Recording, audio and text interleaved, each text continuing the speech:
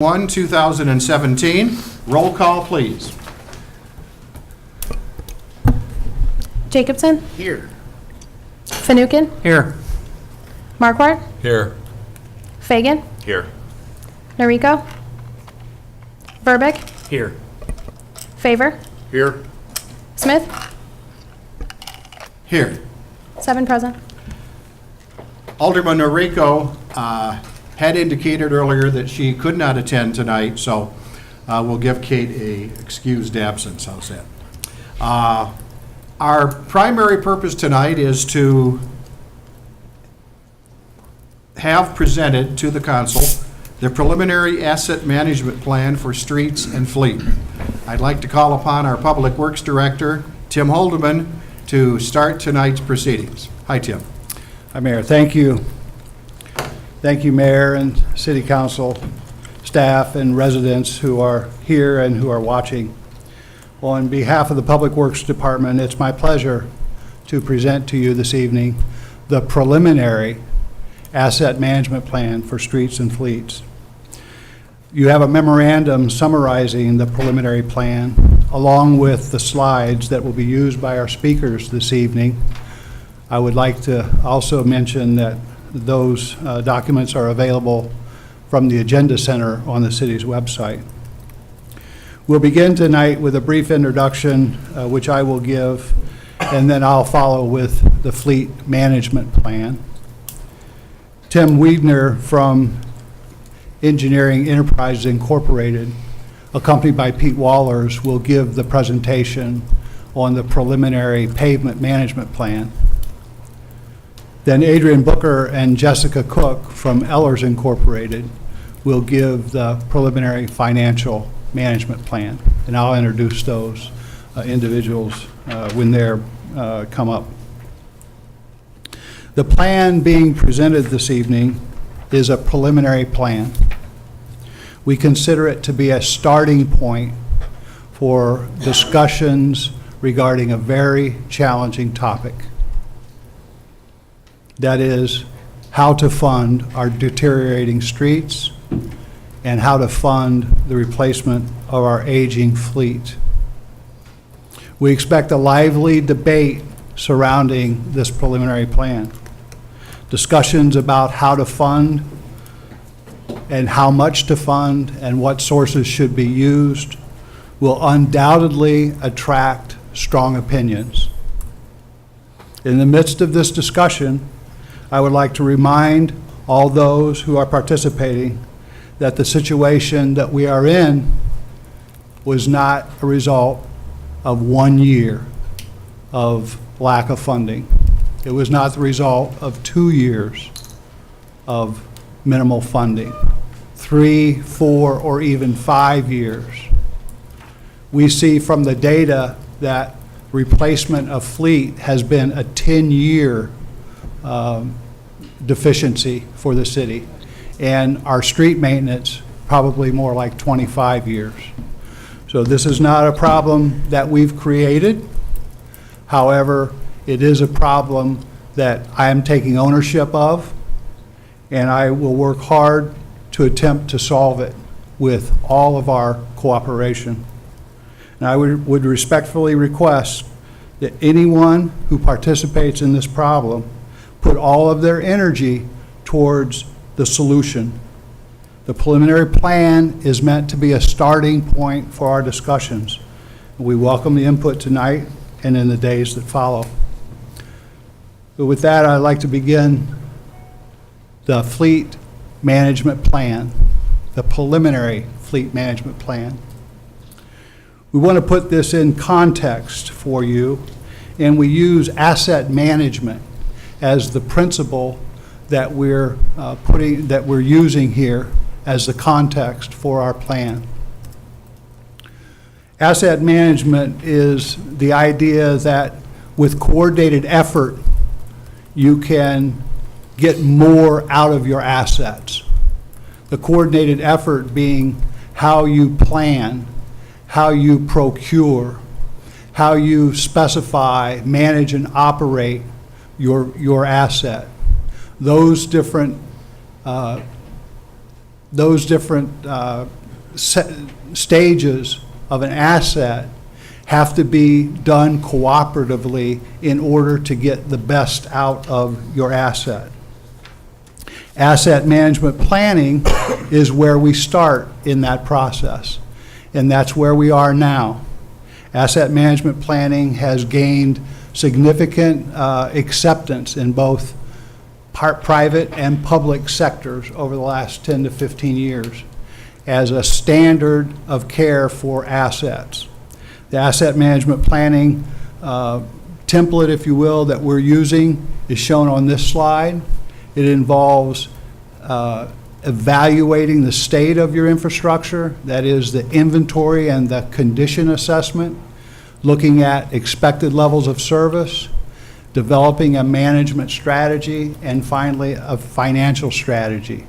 We're really in the 1, 2, and 4 elements tonight. 3 will come later as we develop a funding source. So I want to jump right into the fleet inventory. This slide shows our current fleet, which is composed of about 173 units. The different categories are shown on the left, includes fire trucks, which are the specialized fire engines and large pieces of equipment that the fire department uses. Our dump trucks, this is 2 tons, single axle dumps, dual tandem axle dumps.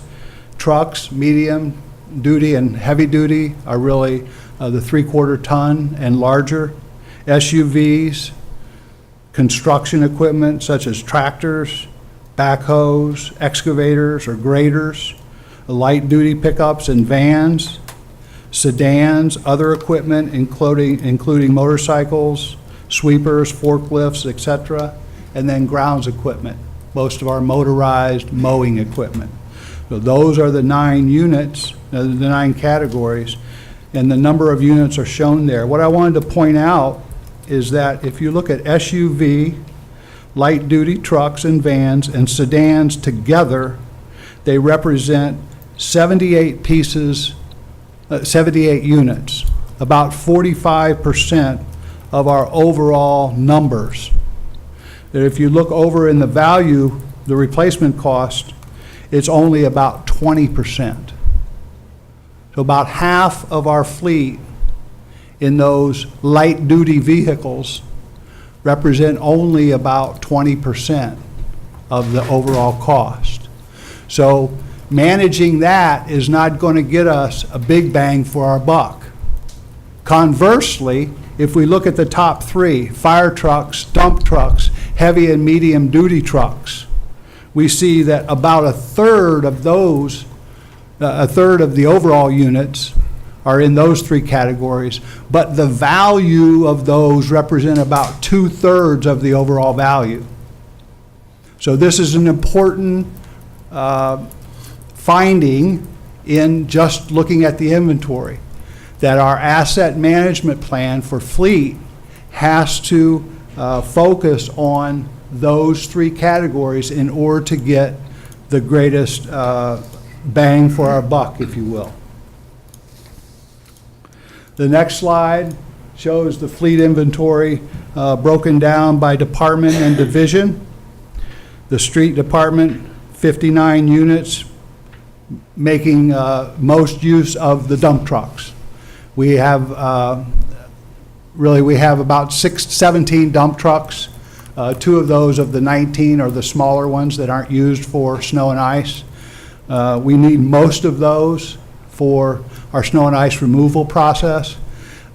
You'll see later that some of the dump trucks that we're currently using are well beyond their useful life, and they're costing us an extraordinary amount of money to maintain. Police department really is where the sedans are. Those sedans are being replaced by SUVs on a regular basis now. And the fire department, of course, the fire engine. Utilities, making use of the medium and heavy duty vehicles where they're hauling equipment and personnel to various sites. Airport, a lot of grounds equipment because they're doing a lot of mowing out there, a lot of acreage to mow. And in terms of the others, that would be our pool cars, engineering, and so on. Most of those are hand-me-downs, so they're going to be the SUVs that were still had some life in them from the other divisions. That's our inventory. Let's look at the condition of that fleet. We'll look at 4 different aspects of the fleet: age, useful life, mileage, and average maintenance costs. The first slide shows average age, and it shows how from 2006 to 2016, the average age of our fleet has increased from 5.7 years to 10.7 years, and that increase has been relatively consistent. The impact of an aging fleet includes increased number of breakdowns, increased interruption in services, increased level of consequences of these interruptions in services.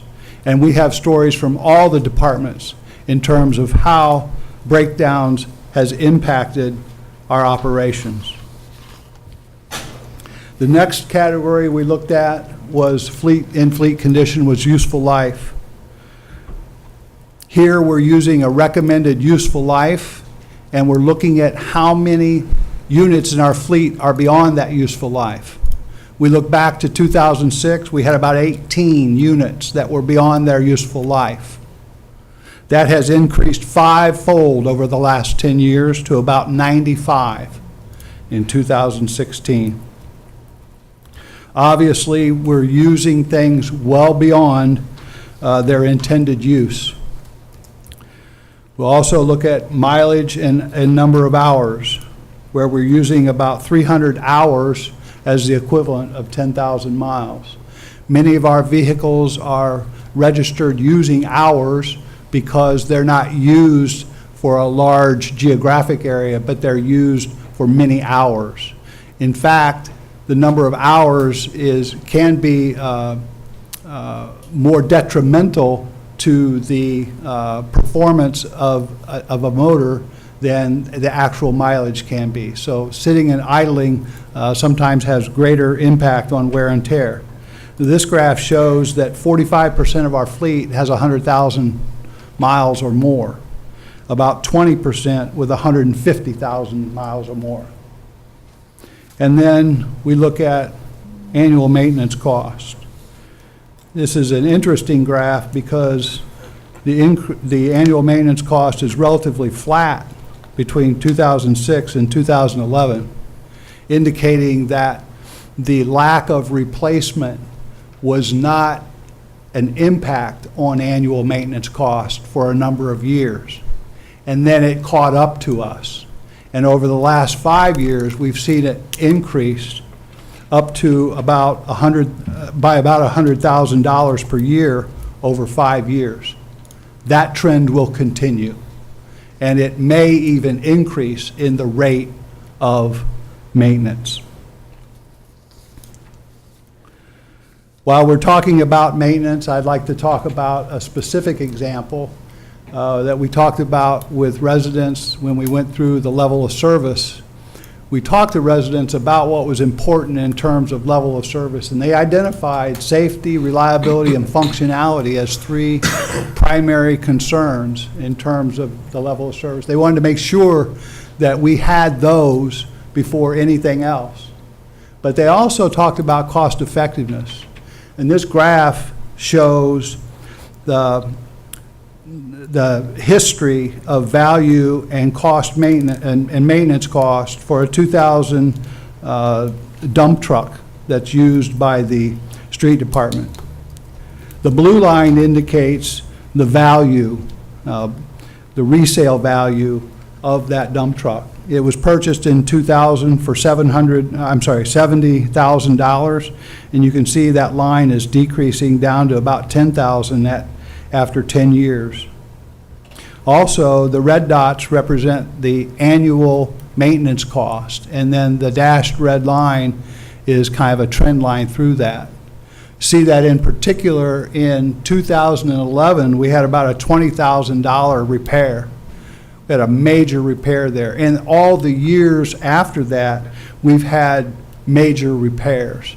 And so we're spending tens of thousands of dollars per year on a vehicle that's worth less than $5,000 just to keep it operational, because we don't have a reliable fleet. We have to have redundancy because the fleet that's on the ground is not reliable.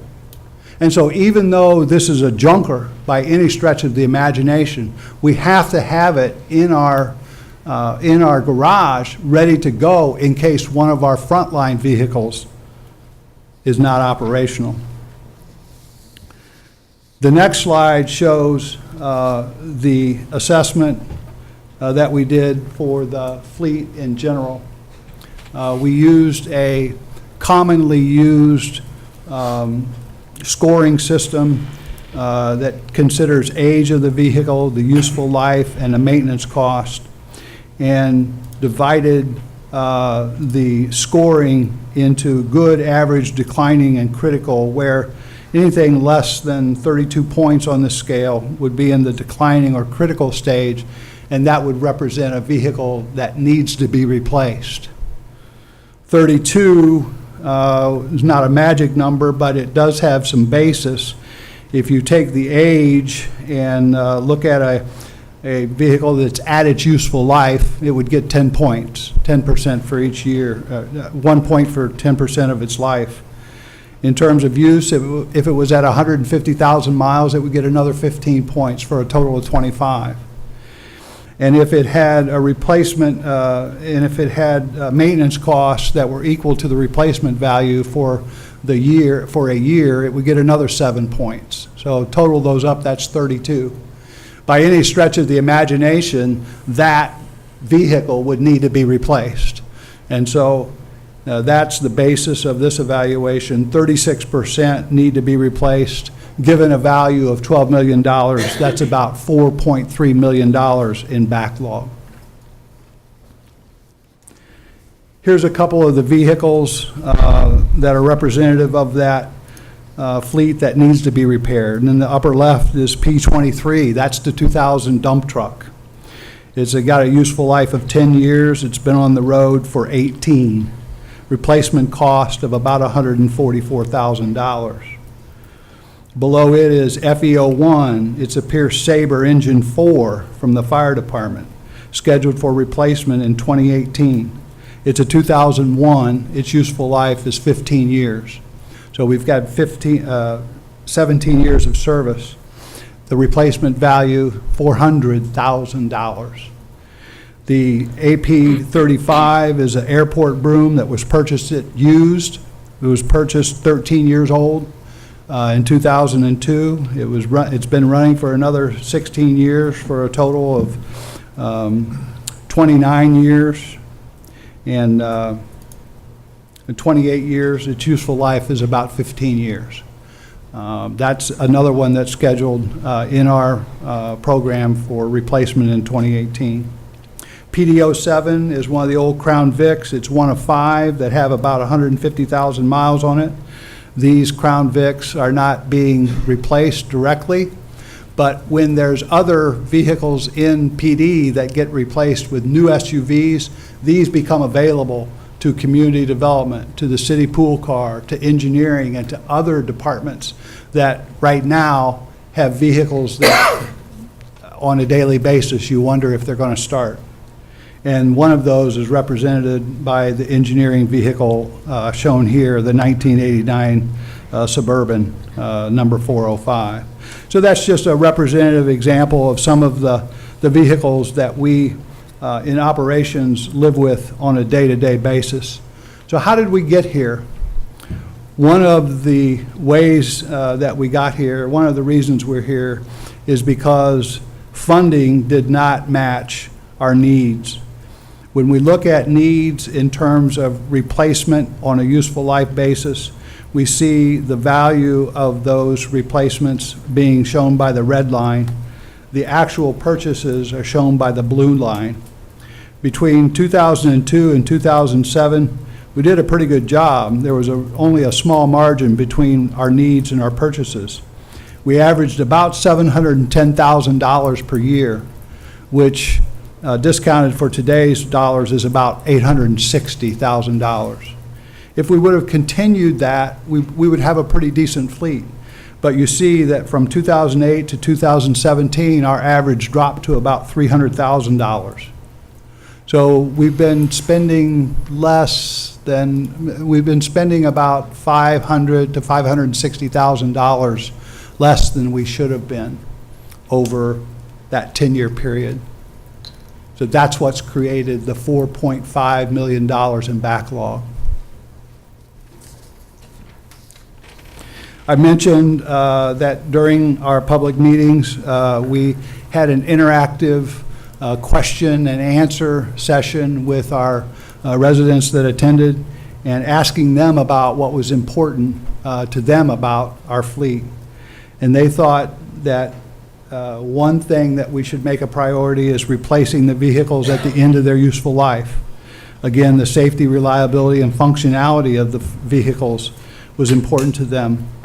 They recognized that there had to be a consideration of the availability of funds. And so it wasn't always get what you want. They wanted to have maintenance costs considered, and they thought for sure that annual maintenance costs should not exceed the value of the vehicle. With those ideas and that inventory, we went to the departments this year as a part of our CIP program, and we asked them to give us what their needs were for their capital program for the next 10 years with regard to fleet replacement. This graph shows 5 of those 10 years and starts out with a very large $2.5 million request in 2018. This would this is an aggressive replacement schedule. It would get 33 of the 95 vehicles that are beyond their useful life replaced. After that, it goes down a little bit. We get fire taken care of in that first year, so 2019 is a little bit lower. And then we kind of steady out at about 20 vehicles a year and about $1.65 million. Now, by any stretch of the imagination, given our economy, we recognize that that is an aggressive schedule. We did want to look at how well that would address the condition, and so we used the benchmark of average age, and we looked at how implementing that 5-year aggressive replacement schedule would impact average age. And it brings us down to about where we were in 2006. Recognizing that that was probably more than what we were capable of doing, we asked for a refinement. This schedule replaces 97 vehicles over 5 years and 27 in the first year. Again, it's a little front-loaded on that first year because that $400,000 for that fire engine's still in there. But it averages out at about 1.4. So we can stretch these things out. We can make the adjustments as necessary to match funding availability. That's the message that we want to give City Council tonight. Our conclusion in the preliminary fleet management program is that our replacement practices, our fleet replacement practices that we have implemented over the past years are not sustainable. We have a shortfall of about $500,000 per year in our current level of funding, and at a $1.4 million investment over the next 5 years, we can bring that fleet condition back to close to what it was in 2006. And with that, I'll be happy to answer any questions on fleet.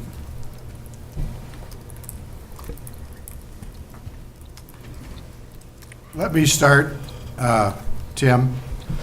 Assuming that we're not going to be able to do and fund your needs at an optimum level,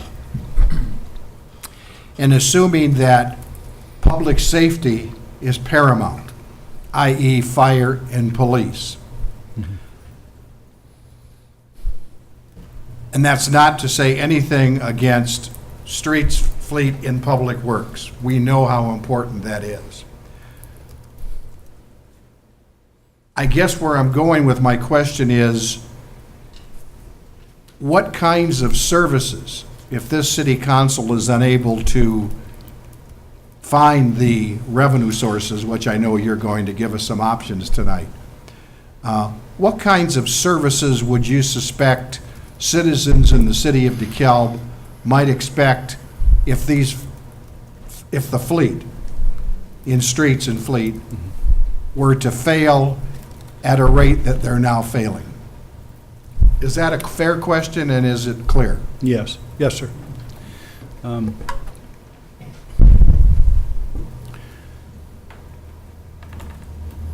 don't want to overstate this, but I think we're at the threshold of some catastrophic losses with regard to our fleet.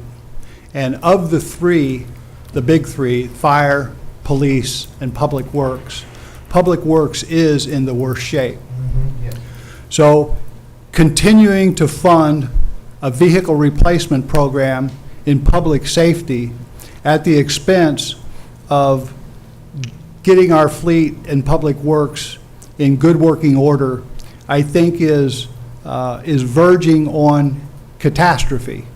Now, there are things that we can do operationally that will alleviate some of that. We can use less snow plows to plow. Will take longer. We may not be to your street. We could use 12 instead of 16 plows. We absolutely can do that. Staffing is an issue. We can't have people in vehicles for 16 and 24 hours at a time. That's not doable. So we have to be ready to sacrifice the level of services if we're not going to fund the fleet. The other area that we may want to look at is eliminating the leaf collection. This is a service that we've been providing for many years that has additional wear and tear on our dump trucks that house the leaf collection systems. And those are particularly prone to dust from the leaves that causes mechanical problems with those vehicles. And so we're constantly reworking that equipment. So elimination of that program would alleviate some of the pressure on the public works, in particular in the dump trucks. So there are things that we can do operationally, but they would directly impact the level of our services that we're very proud to provide and that we've been accustomed to receiving in the city. It may have been obvious that it was a layman's question, and I appreciate your response that even a layman could understand. I really do. What other comments or questions might we have? Tony? Thank you very much for putting this together. I know it took a lot of time and a lot of effort to pull this together.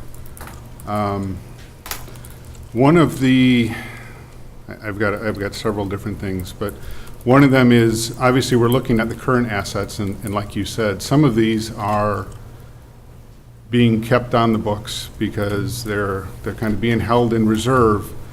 You know, it might be good to look at, and that was another one, is I'm not sure what's in the critical area and what's in the declining area, what vehicles that we have, because we don't have that list. But if you said, you know, if we just took a swing at the critical area and replaced all of those vehicles, we could eliminate potentially the extra dump truck. We could get rid of an extra ambulance or something. I know that we have some equipment that sits outside.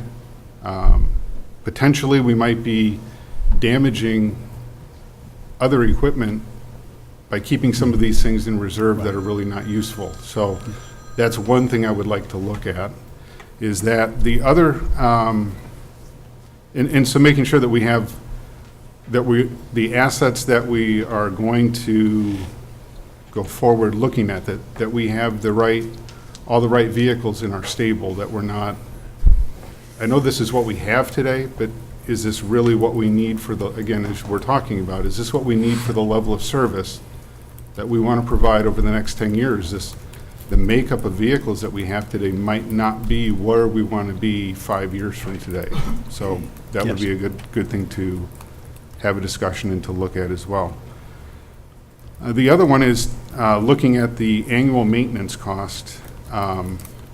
Clearly, we've kept some vehicles beyond their useful life, and so if we were to stop fixing a vehicle, let's say the street or the airport sweeper, if it broke down, it's beyond its useful life today, but and it might only be worth $5,000, but if we were to replace a $5,000 pump on that, we might get another 5 years out of it. So instead of necessarily the value of the part, or of the vehicle, is let's look at, like in the case of the dump truck, it was purchased at $70,000, 10-year useful life. If we could fix that for less than $7,000, we would be saving money as long as it continued to run through that year. Or the replacement cost is $140,000. So if we did a repair that, it needed the new transmission, and we could get 2 years out of that dump truck, that instead of spending $140,000, we might possibly come out ahead the other way. So another way to look at potentially the repair. I don't want to be, penny wise and pound foolish. I've erred on that side before, and you end up paying a lot more on the other side of that. But just by going straight by the value, the value of some of these pieces of equipment is ultimately zero. Nobody wants potentially that airport sweeper, but if it's still providing serviceable performance, we wouldn't necessarily throw it away. Right. Yes. Absolutely. Thank you for your comments, Alderman. With regard to vehicles that are being kept as secondary vehicles only, they are not a part of the replacement program.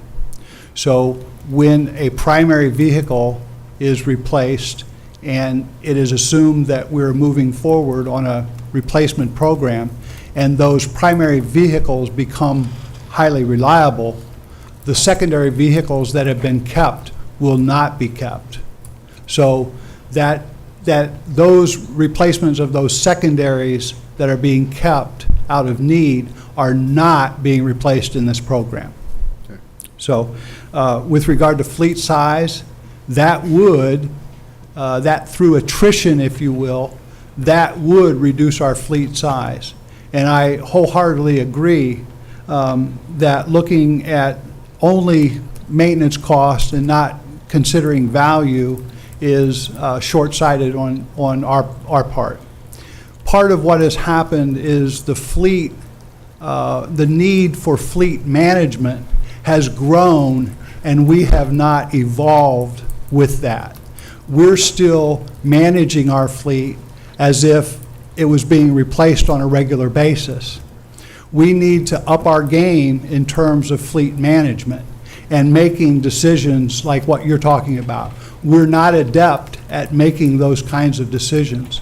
And that's exactly why asset management planning is necessary, to look at those strategies and identify those potential strategies that will optimize the value of our assets. So your comments there are very well taken. Thank you for that.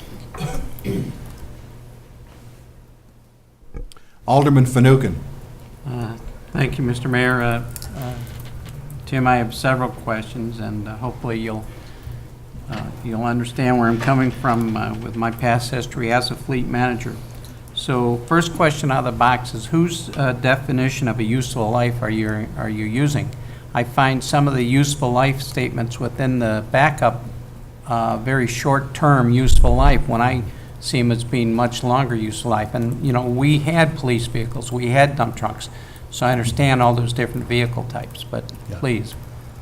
Yes, that's absolutely one aspect of this that we would consider preliminary. The useful life can be looked at on a more rigorous basis in terms of the economy of it, in terms of the economics, as Alderman Favor mentioned. For our police fleet right now, we're at 4 years in terms of useful life. And, you know, we need to get a little bit higher level of sophistication that we're at. And I'm the first one to admit that we're not very sophisticated because we haven't really changed with the times in terms of the approach that we've taken to fleet management. And so your comments and your input is very valued, as is Alderman Favor, as we move forward. We have some ideas. We're talking to our current vendor, CFA, for our fleet management software. They have products that we have not been upgraded to that are much more powerful and can help us with some of this decision-making. We've been collecting good data, but the analytics on that data has not been at a high level. Okay, so, you know, you mentioned about some of the data. So, you know, one of the things that would be helpful for us as we go through this is a average maintenance cost per vehicle type. You know, as the numbers that you provided here with that overall of $330,000, I think it was, provides an average maintenance cost of $1,803. Well, depending on the vehicle, maybe that's not so bad. And so that's, you know, better data that we need to have. Another follow-up on maintenance costs. So on the trucks that plow snow, are maintenance costs for the snow equipment separated from the maintenance costs of the truck? In other words, so we have this dump truck that, you know, 10 months out of the year does not have the snow equipment on, and there's maintenance costs for that. But then we get into December, we're out plowing snow, and we break a plow because we hit a manhole that's a little too high. Right. Is that maintenance cost separated from the maintenance cost of the truck? I mean, that's another thing to look at too, that will help us understand. And then also, as we looked at how the cost of maintenance has risen over the last 11 years, how many vehicles were in the fleet in 2006? So we can have an idea there too in terms of a point of comparison for those average costs. Yeah, actually, there were more. All right, well, that's good. So, but those are just some of the questions that have come up front to me. Obviously, you and I will continue our discussions and go from there. Thank you. Very good. Thank you, Alderman. Any further questions on the asset management plan, tentative, preliminary? Yes, sir. For streets and fleet? Alderman Jacobson. Not necessarily a question, but a comment. Obviously, this is something we've been dealing with for at least my time here and then some. The number remarkably has stayed about the same in the 1.4, 1.5 million mark.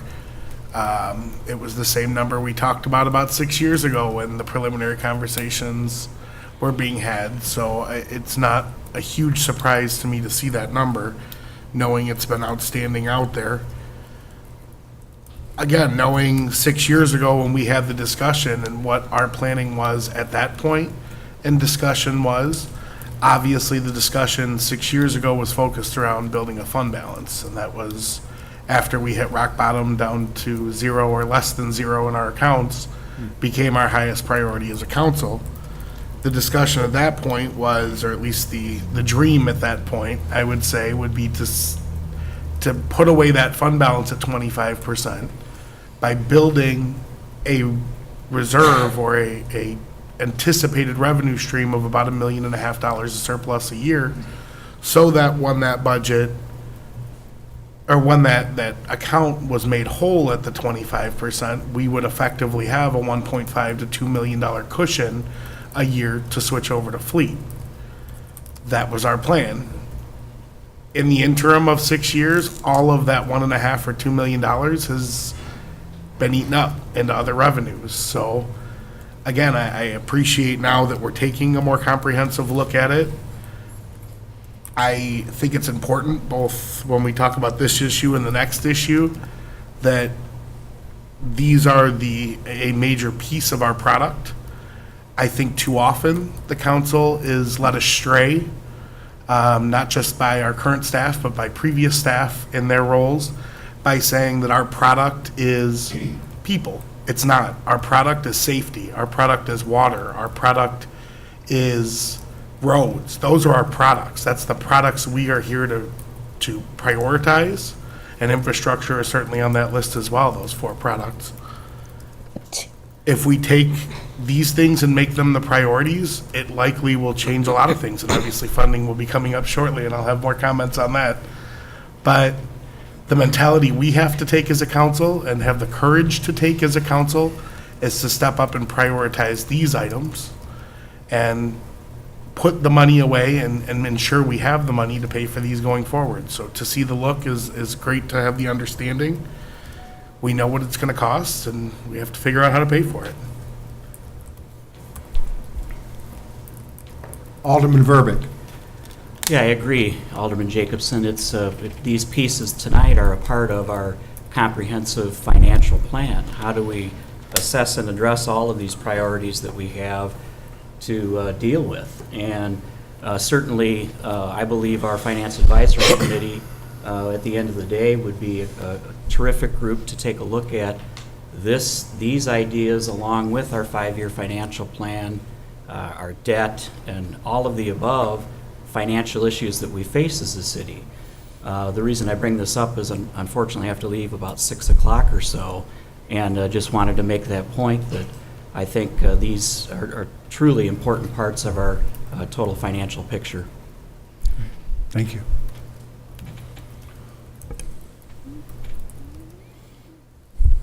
Any further discussion on this component piece of our meeting tonight? Okay. Unless anybody in the audience prefers to speak to the fleet question now, I think I will follow the agenda, if it's the will of the council, to allow Tim to now move forward with the folks from Widener and others to talk about the budgeting scenarios for the pavement, Yes. or what we call Yeah. those, the condition of the streets. Yes. Okay, Tim. Thank you, Mayor. I'd like to introduce Tim Wiedner, who's a senior project manager, and Pete Waller, who is the president of Engineering Enterprises Incorporated. Engineering Enterprises Incorporated, or EEI, has performed several pavement management programs throughout northern Illinois, and I want to express my gratitude for them for stepping in for the consultant that we originally had that turned out to not be very responsive to us. And it was in May, as you recall, that I announced that during staff reports, and we were scrambling at that point, and EEI stepped up, and they had the credentials because they've been using the same software to serve many of their clients, and so they were gracious enough to offer their services to kind of get us out of the jam that the other consultant had put us in. So with that, I'd introduce Tim now, and he'll go through the preliminary pavement management system.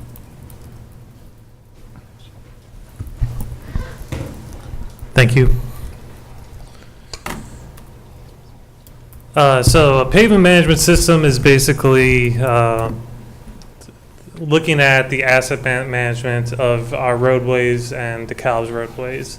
It's a way to take an unbiased look at the inventory that DeKalb has and figure out the most cost-effective way to prioritize the improvements and how to spend your annual budget. Some basic components of a pavement management system are, number one, the inventory, which is gathering the physical data out in the field. That inventory is then put into a database, and usually that database has some budgeting tools and some ways to organize and assemble the data and view the data. Taking that data, you could look at various budget scenarios, whether you have a certain budget per year, or maybe you're looking at a certain level of service that you're trying to provide over a number of years. Once you kind of have an idea of a budget, the program can also help prioritize which streets come first. We'll talk about it a little bit later, but it's not necessarily the worst street first in order to be most cost effective. And then also it's a communication tool to the residents and staff. There's various ways you can report the data, whether it's tables or exhibits in GIS. Currently, DeKalb has about 130 centerline miles of road, broken down at those various levels as you see on the slide. Most of the roadways are hot mix asphalt, but there is a couple concrete and brick roadways throughout the city. A little bit of the system history is that over the past couple of years, Infrastructure Management Systems, or IMS, has evaluated the entire city system, and that took place over a number of different years. They have their own proprietary software system called PayPro, which they use as the database and budget analysis. The pavement management system was kept up to date through 2016 by the city, and while funding's been inconsistent over about the past 25 years, it's been a little over $800,000 a year. When EI got involved, what we did was we aged the system to 2017. We input all the roads that were going to be done as part of this year's roadway program. We also added a list of alternately funded roadways, such as federally funded projects. Since those kind of have their own funding and are going to get rehabilitated, they were left out of the program for this analysis. We updated the unit prices in the program, and then we also prioritized the roadways by user benefit, which basically means that it's given priority to the arterials and collectors, which is one of the things that came out of the focus group that Tim led. So with the IMS software, and this is kind of standard with most pavement management systems, is that there's usually a category breakdown and that there's usually a numerical rank associated with that. With IMS, they have 6 categories, and you can see them up there. And we have a couple of different pictures that kind of represent those categories, kind of going from the best to the worst, if you will. So those are just typically what we see for roadways in those conditions. That's another slide that sort of represents the breakdown by each of those 6 categories. The chart has the miles and the percentage, and then it's in a bar graph form up above that shows the distribution of the current system. So once the current system was up to date, we utilized the software to run a couple different annual expenditures and a couple of different target ranks that we wanted to do. The software helps identify timelines for having the most bang for your buck and the most cost-effective way to do preventive maintenance and resurfacing. Ultimately, we can do a multi-year plan and prioritize those the streets. This is a standard pavement degradation curve. Each road's a little bit different, but generally this is what you're looking at, where there's a period where the rank sort of plateaus out, so that's a great time to do your preventive maintenance, and you want to basically resurface your road before it gets in too worse a shape, where it gets to the point where there's major base failure and it costs more to reconstruct and patch or do the more heavy maintenance that happens at the end of the life. So the key is to kind of keep up with your preventive maintenance, keep up with your resurfacing, and over time, if you keep your system up in there, you'll avoid falling off into those categories. So that's why when we're looking at the priority of the streets, not doing the worst first, it's better to put a lot of your money in the roads that are in halfway decent condition and keep them up in that upper part. Working with staff, we ran a couple different budget scenarios, 8 in total. We won't go into detail in a lot of them, but we were doing different dollar amounts. We were looking at trying to hit various target ranks at the end of 10 years, and we had some internal discussion back and forth. I will note a couple of the scenarios after we take a look at the graph here, which is pretty much that last chart in the graph form, where the red color is the rank at the end of 5 years and the blue is at the end of 10 years. So scenario number 4 is basically a $1.4 million average per year. Taking a look at the historical spending that DeKalb has had, that's pretty much at the upper range of spending that DeKalb has put in a yearly basis. If that was a scenario that went forward, you would average about 2% of your system per year, and your roadways would be rehabilitated plus or minus every 53 years. So that would mean that if you resurface a road, we wouldn't get back there and resurface it for another 53 years. The rank at the end of 10 years is 59, which is in the upper level of poor. Another scenario we looked at was scenario number 7. The 10-year average was $4.6 million. We were targeting at the end of 10 years a rank of 65, which was in the middle of fair. That was originally our preliminary preferred scenario, but we refined it based on some discussions internally. Ultimately, the preferred scenario that we decided to look at for this preliminary analysis was scenario number 5. And the basis for that was basically a budget that where you resurfaced your roads approximately every 20 years. So that 10-year average comes out to about $3.8 million. You're resurfacing on an average about 5% of the system per year. As I mentioned, the roads are rehabilitated about every 20 years. At the end of year 5, we'd be at a rank of 72, which is in the lower good.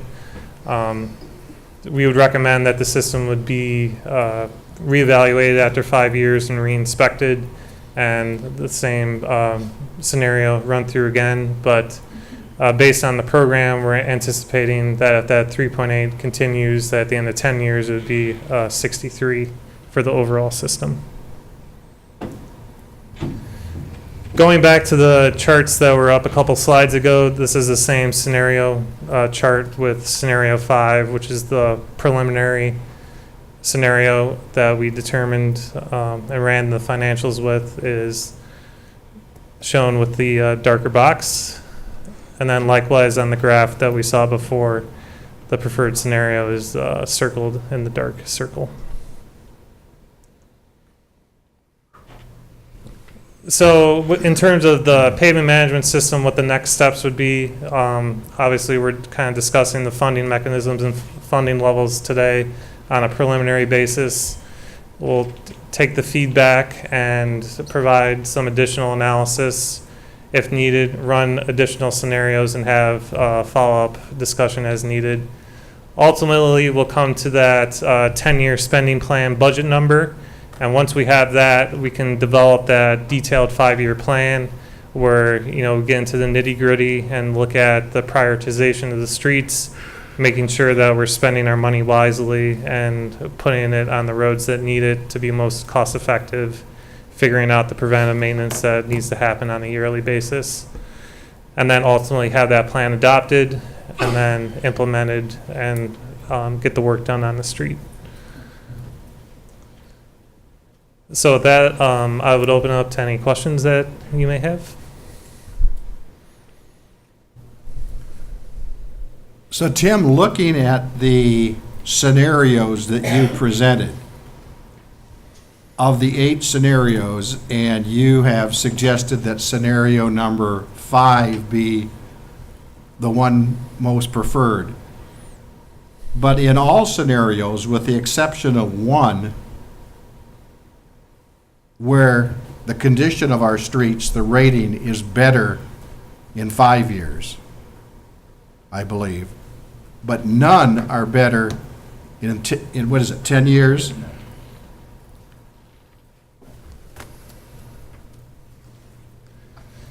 Yeah, and with the IMS program, it's really designed to look at a 5-year time frame. Okay. You know, there's ways to get around that. You set up your 5-year program and artificially age the roads, and then basically run another 5-year program. It's really meant to kind of look at the 5-year chunk, but we were trying to look at the long range impact as well.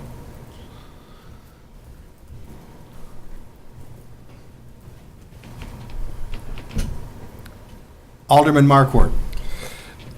What practices would be included in, on your standard pavement rank reduction curve? So when you're talking about preventative measures, what practices are included in that? Generally, that's crack sealing. That's a big one where, definitely at the center line joint and the joints, the paving joints that you have, those are the ones that open up first. So hitting those, when they first open up and before they Widen. become more of a problem and more cracking, that's a big one. Having a patching program. We've been using a lot of preventive sealers in other locations. There's a product called Reclamite, which basically when you're paving new asphalts, the hotness of the HMA, it burns off some of the asphalt content, so the Reclamite kind of puts some of that AC back into the pavement. There's a product called microsurfacing, which is, it's sort of like, a chip seal, where it's just it's basically like rock and a little bit of tar. So there's a lot of products out there. Depending on the funding source, whether you're using MFT or local funds, the IDOT will let you do some things and not let you do other things. So depending on where the funding's coming from, that might steer the things that you're looking at and doing. Okay. So, but even though you do the preventative items, which the sealant would be included in that as well? The sealer is more of a preventative, yes. The roadway is still going to have to go at some point. It's going to need to be resurfaced. Right. And maybe I'll bring that slide back up, is... Because I see the timeline, but if you do preventive things, does it reset that timeline at all? Right, yeah, and I brought that back up. So if you do a preventive maintenance, it does almost take the remaining life of the street and kind of shift it over, if you will, and provide more extra years of life down the road, so...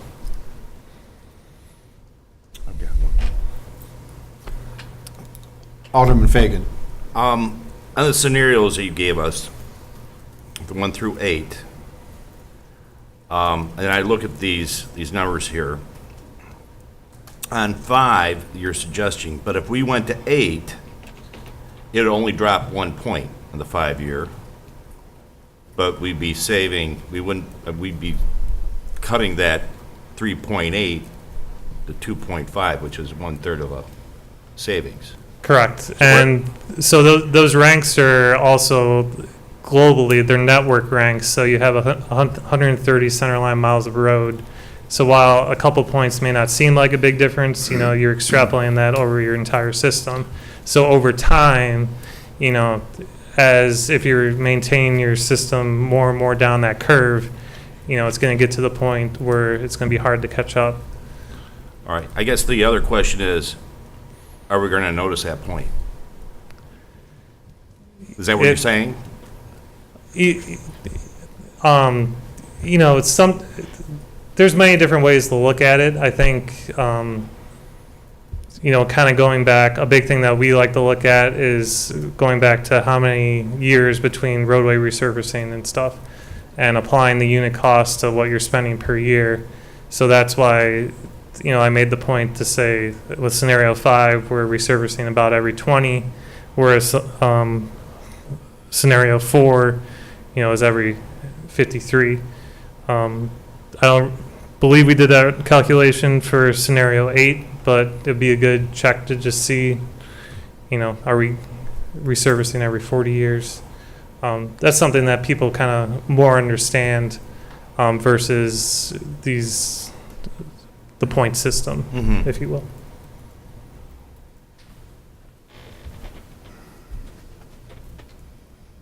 Alderman Favor.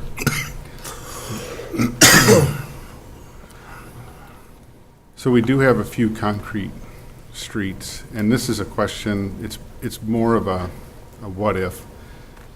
What is the, I guess, the aging, what's the life of a concrete street versus asphalt, and then what's the cost differential? Generally, concrete streets are more expensive up front, but they last you longer. There actually are some good spreadsheets that IDOT publishes where you could do a life cycle cost analysis, where you input your HMA pavement design, your concrete pavement design, and then the maintenance that you're expected. The concrete road is going to last 50 years, but it'll have different maintenance requirements. Your HMA is, less. And so you could look at it over the life cycle, and depending on the specific road and the specific pavement design, you can make a determination on that. That's something, we definitely do, like new construction projects, we look at that analysis. So, I mean, I know, back when gasoline was over $4 a gallon and oil was $144 a barrel, I want to say, I knew people that had the option of going concrete or asphalt, and they said it was actually cheaper at that point to put a concrete driveway in than to do asphalt, potentially. It was, and then HMA prices and asphalt's come on down. There was a cement shortage a couple of years ago that kind of put the concrete prices back up. So, there's definitely an ebb and flow, and it could depend on the specific street and specific pavement design and the assumptions you make with those unit costs. So this will get me a lot of emails, but one thing to consider is as we continue to develop, and as we put in new subdivisions, new developments, that depending on what that upfront cost is, maybe that also helps our long-term maintenance cost is to put in concrete streets. But again, it depends on what that's going to cost. I mean, if it's a four-fold, that's probably not going to be a good idea, but if it's relatively, smaller cost, it might help. It's a way of being proactive, but again, I'll have to look for it. You say they're on the IDOT, or maybe Tim, you could look for those spreadsheets and. Yeah, they're published on the site, and I could send Tim the link. That'd be great. And go through it with him if needed. So. Okay, thanks. I appreciate that. Any further questions or comments? Thank you, Tim. Thank you.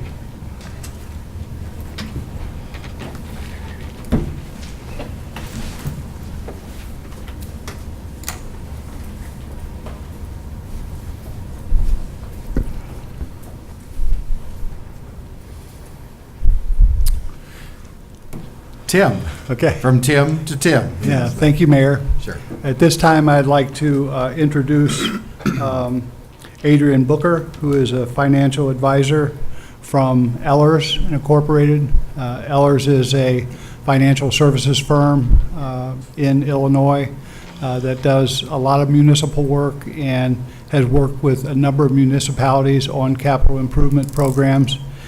She'll begin the presentation, and then she'll be followed by Jessica Cook, who is also a financial specialist with Ellers. So without further ado, Adrian.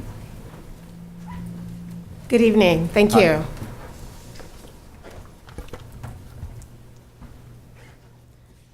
The first slide that we're looking at is in your package. I won't go through that line by line, but it's just the agenda outlining what we did in terms of providing a financial management plan for the city.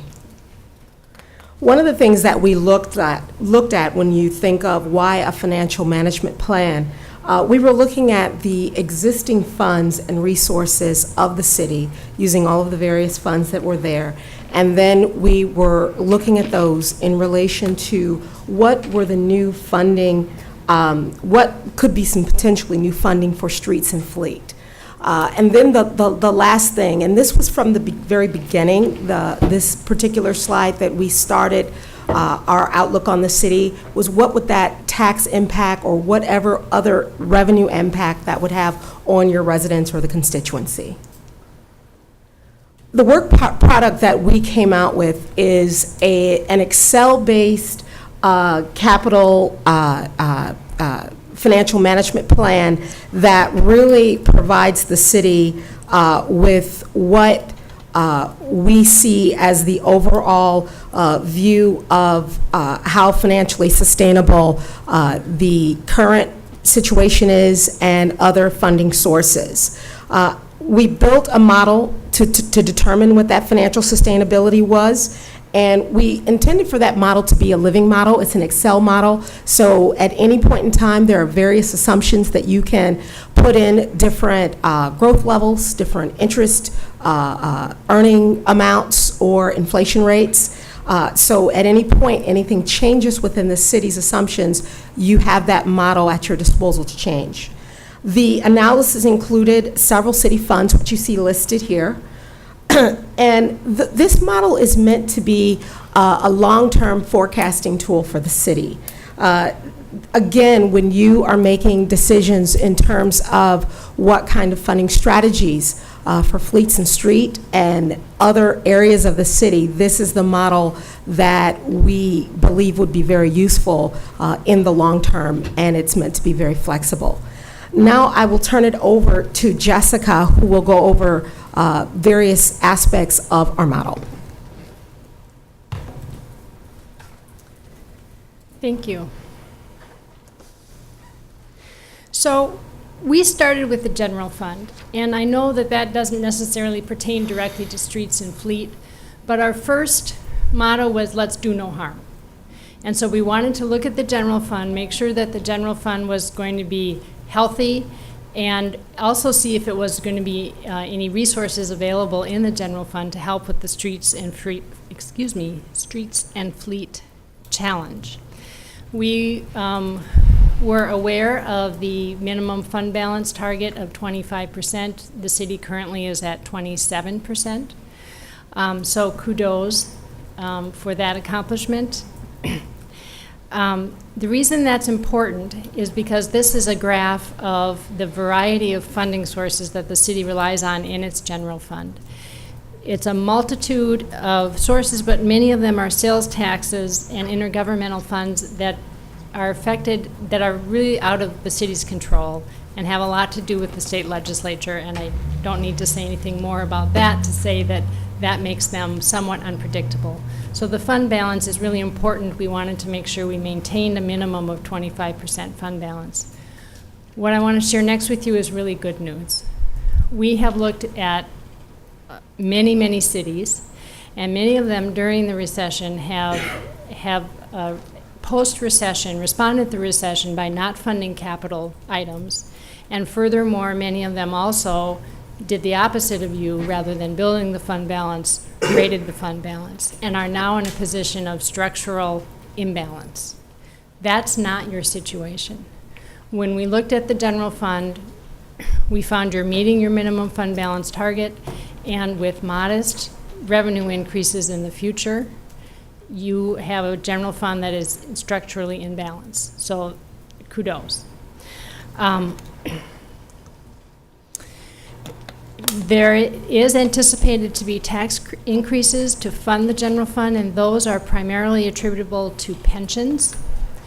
We're projecting that you would need to increase your property tax levy by almost 7% next year, and that's to be consistent with the actuarial study in your audit, and then 5% in the years going forward.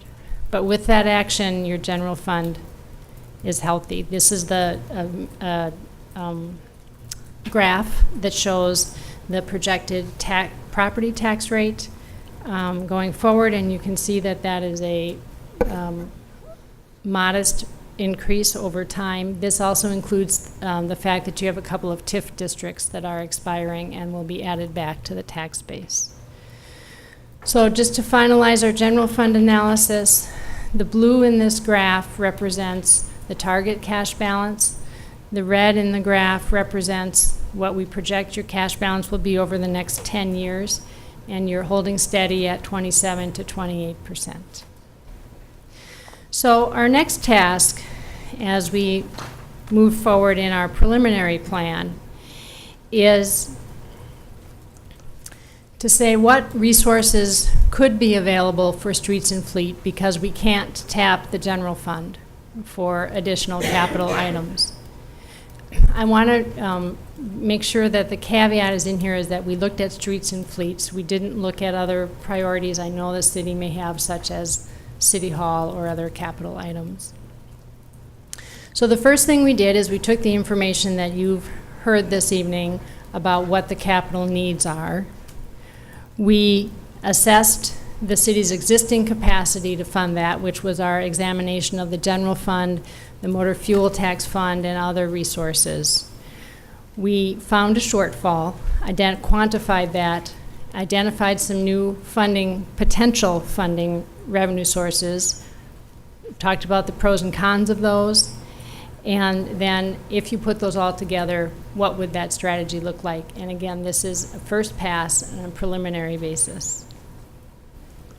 So just to summarize what you heard this evening, we're looking at an average of $7.5 million of capital per year for streets and fleet, and that's made up in 3 components. The blue in this bar graph is the streets component, the red is the fleet component, and the green is the capital that's coming out of the motor fuel tax fund, motor vehicle tax fund, excuse me.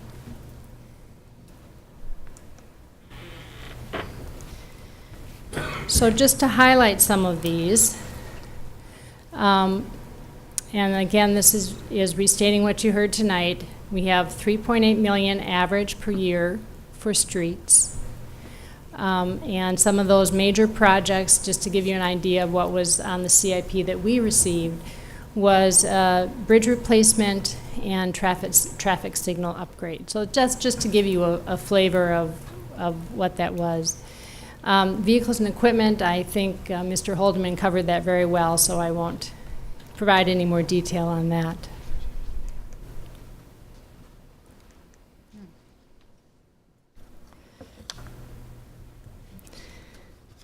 So I'm going to, Adrian, Mike, there's a fault with my copy, so I'm just going to try and get Adrian's copy from her. Absolutely. I need better glasses than to see the screen. Thank you.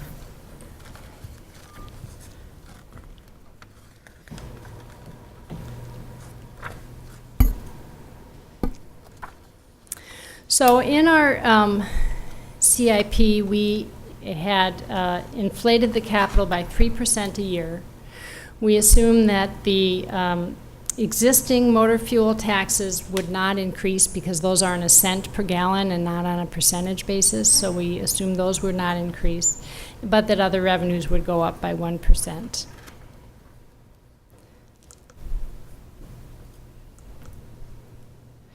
So this graph is the gap of what we have. We have total capital projects, streets and fleet in blue, and the available funding in red, and the available funding is those motor vehicle tax, motor vehicle fuel tax, and some available cash. So then we worked on a preliminary basis with staff to identify what would be some potential funding sources to fill that gap. The first one, suggestion is to increase the local motor fuel tax. And again, we were looking at revenue options that are legally available, but we did not consider a property tax. So we were looking at non-property tax revenues. The current local tax is 2 cents per gallon. We said, what happens if you increase that to 6 cents per gallon, or a 4% increase? and estimated that would generate $360,000 per year. So the benefit of that tax is that it has a direct relationship to people using the streets because they're paying for it with their fuel. And on a tank of gas, I assume 17 gallons in a tank, it would be 68 cents. So not horribly onerous. The con, of course, is that it's a tax increase, and that's never easy or popular to undertake. The other thing is that because it's a fixed cent per gallon and not a percentage of the sale, it would be a fixed revenue source and not increase over time. The second option we looked at is vehicle stickers, which is becoming increasingly common in the state of Illinois and other communities. It assumes that each person or each vehicle would apply to the city for an annual sticker at the cost of $50 per sticker, and we estimate that that would generate $1 million per year. Again, that would have a direct link between the use of the roads with the vehicle and paying for the roads. And it would be relatively easy to increase that incrementally over time. Downsides of this revenue source is that there are more than residents that use the streets. There are people that work here but don't live here. There are part-time residents among the students, and so not everyone would pay equally for the use of the roads. Furthermore, there would be an administrative process to instituting a sticker program. We identified one more funding source in terms of a cash available each year to pay for streets. And this was a fee that would be implemented on trash haulers. Now, presumably the trash hauler would pass through some or all of a portion of this fee to the customer. The hope would be that through competition for the contract, the trash hauler would absorb some of the fee. But the rationale is that the trash trucks on residential streets are causing undue wear on those streets. And so the service of passing on the residential streets should be compensated for the city. We estimate a fee of $400,000 per year on the trash haulers would equate to $4 per billing cycle if the whole portion of the fee were passed through to residents. Again, this is a fee that could be adjusted over time on a fee schedule. But again, it's also the residents and the businesses in the community paying for this. And so it doesn't capture any revenue from non-residents. We took all of these potential new revenue sources and we said if you use them on a pay-as-you-go basis, meaning what revenue we get in this year we will spend on our capital projects this year, does that fill the gap? And you can see from this graph that we're still at a shortfall. The red represents the existing revenues we had identified. The green represents these 3 new potential revenue sources starting in 2019. So in particular, it doesn't help in 2018 when the suggestion was that the catch-up of the capital needs be kind of a wave that goes through. And we have a gap. So we went back to the drawing board. And we said, what other options between revenue and bonding could we do to help fill this gap? Now, what this graph shows is we modeled in some bonding. And so the purple represents the bonding. We did it every other year because we want to minimize the cost of the bond transaction and not do that every year. So it means you'd have more cash than you need one year, you'd use it up the next year, go out to the bond market again the subsequent year. That solved the revenue source problem, but we still had not identified a revenue source to repay the bonds. And so we looked again at the potential options that the city has and said another option would be to increase the local sales tax. And then this local sales tax would be dedicated to repayment of bonds. The idea, again preliminary in nature, is that you could increase your home rule sales tax from 1.75% to 2.75%, so a 1% increase in the tax. Because all those other revenues are really hitting residents solely, the idea was let's try and soften this impact on DeKalb residents. And so we looked around at what other cities are doing, and there is a model out there where it's a sales tax rebate program. The way it's administered is that a resident would apply each year to the city for an annual rebate.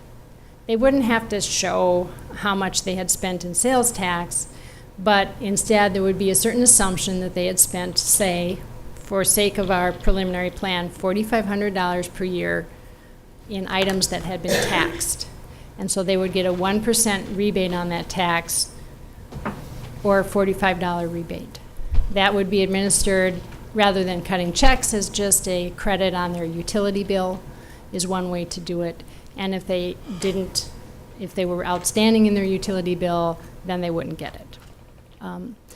So the upside of this is that you are collecting a tax, but you're acknowledging to your residents that you're trying to collect it from users of the streets and the vehicles to maintain the streets and provide public safety outside of residents as well as to residents.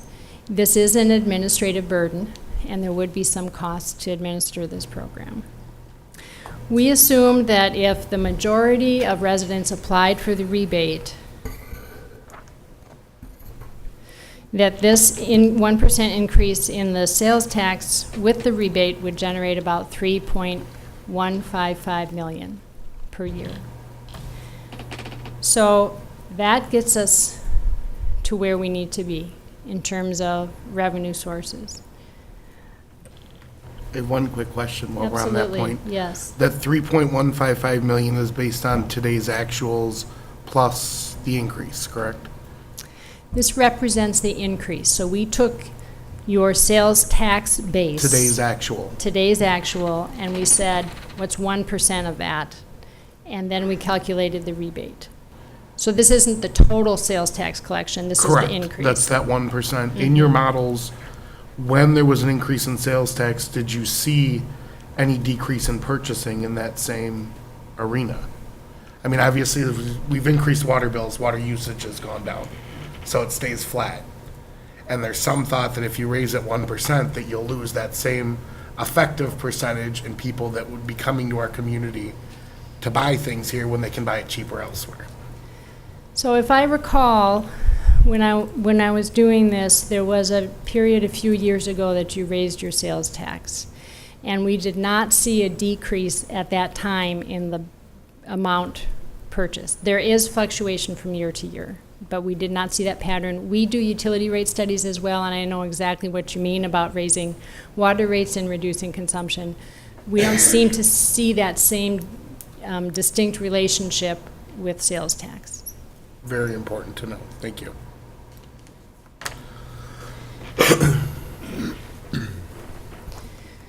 So as we came up with our preliminary plan, I've talked about how in 2018, we didn't have any of these new revenues coming online because that obviously would take time to discuss, consider the policy implications, and implement them.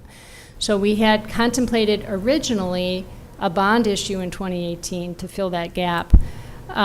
Adrian is an expert in bond ratings and has, as we worked on this, has some findings related to that she'd like to share with you. Okay. On this slide, when we looked at the proposed bond issue starting in 2018, one of the things that we looked at, and I think I'll jump to the next slide. that recently Moody's Investor Service, who currently rates your outstanding general obligation bonds, downgraded the city to an A1 and from their AA3 on May 24th. And the basis of that downgrade related to the rise in your pension burden at that time. But one thing that was noted as well was the debt burden and how the debt burden on the city, and when I say debt burden, I mean the amount of outstanding direct debt that is on the city over the full market value of your property taxes, so your full market valuations. And that debt burden, which was about 2%, which has come down over the years, but it was at 2%, when Moody's looked at it in perspective to other peer entities, they found that it was over what they would call over the median.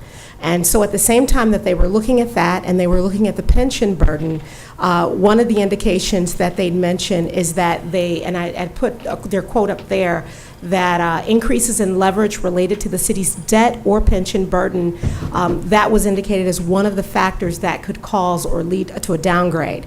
So when we were looking at the, I'm going to jump just to a couple of slides. When we were looking at doing bonds in 2018, what we found was that you guys have outstanding debt, actually we're talking about series 2010A, 2010B, and 2010C.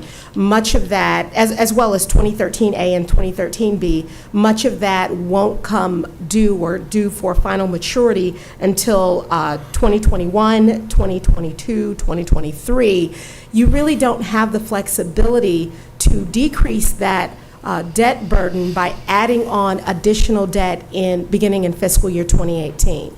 If you look at the slide that we're showing right now, according to what was being proposed and what could cause a rating challenge for the aggressive capital plan that would start in 2018, that would cause you to issue bonds in 2018, those bonds would first, the debt service, this is a chart showing the debt service annually, that debt service would begin to be due in the 2019 year. So you see that purplish color on the chart. That dotted line is where your current debt is and below. In issuing any debt, the rating agencies would come back to the city and do an assessment of its debt. And what we thought when we saw that and saw the particular proposed plan of issuing a debt issuance in 2018, where you have the debt service in 2019, before you can recognize any of the new options, proposed or preliminary options of sales taxes or other taxes coming due, is that they won't really see a decrease in your tax burden. And that could cause for them to say the debt burden has not only, it has not stayed the same, but it is in fact increased without there being any offsets. One of the things that they would look at as an offset, they'd see, well, how big is your tax base growing? Because remember, as the tax base is what they're looking at, you know, in getting to how your debt burden is, when they're seeing that expand, you could probably add a bit more debt to it. But when the key is that the main revenue source to pay the debt back hasn't started yet, we didn't think that it would be prudent, and it could pose a rating challenge for you to have bonds that were started or issued in 2018. So this, going back to that, going back a couple of slides, slide 26. So the implications of a near-term bond issue we think are pretty great. There are certain rating factors that we believe that are outside of the city's control. One thing is, like I said, your local economy and the size of your local tax base. Moody's recognizes that the tax base is strong, and the strong presence of NIU being here is a positive factor. And again, that's one of the things that you can't, as a team and a council, change. The other thing is, with the institutional presence of Northern Illinois University, even though it's a positive, recently, given the university's issues with getting monies from the state, they were downgraded below investment grade in June 9. So what that does, just in the mind of a rating analyst, is it puts more of a laser on what's happening with the city, because they're seeing a significant amount of the population coming into the city who are students of NIU, and they're seeing the viability of NIU. They weren't saying it wasn't viable at all, but just in terms of the financial flexibility that the city would have with the strong presence of NIU at a higher rating level. And right now it's below investment grade. So we felt that by issuing bonds, general obligation bonds in 2018 would not be very prudent, given that it would put more of a light on how much the city has not decreased their debt burden at the time, and had a ways to go. The rating factors that are within the city's control and are addressed in the plan include the pension burdens.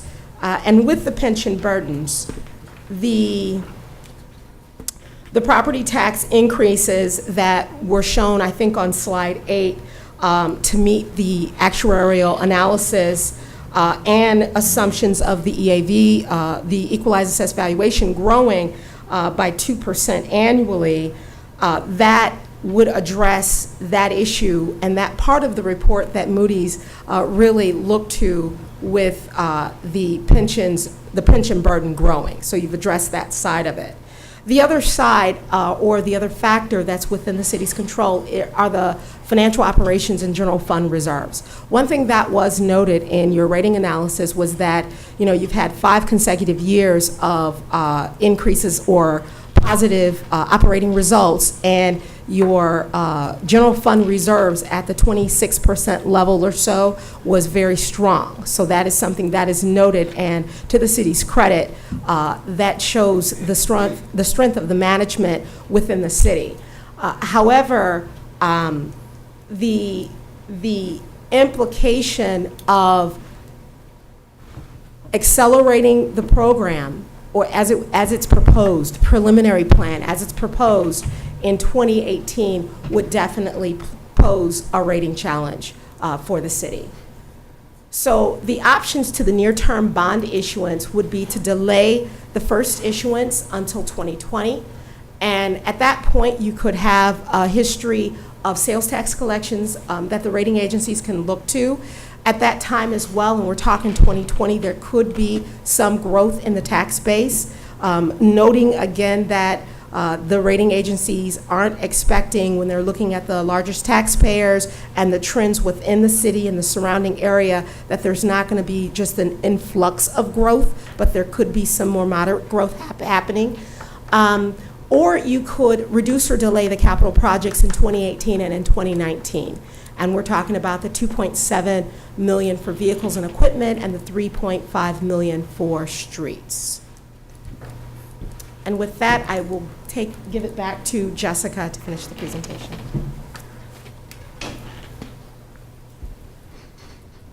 Thank you.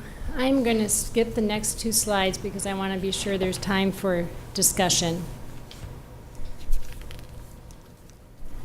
And so just to summarize, we had identified 4 potential revenue sources for this city's consideration to fund streets and fleets.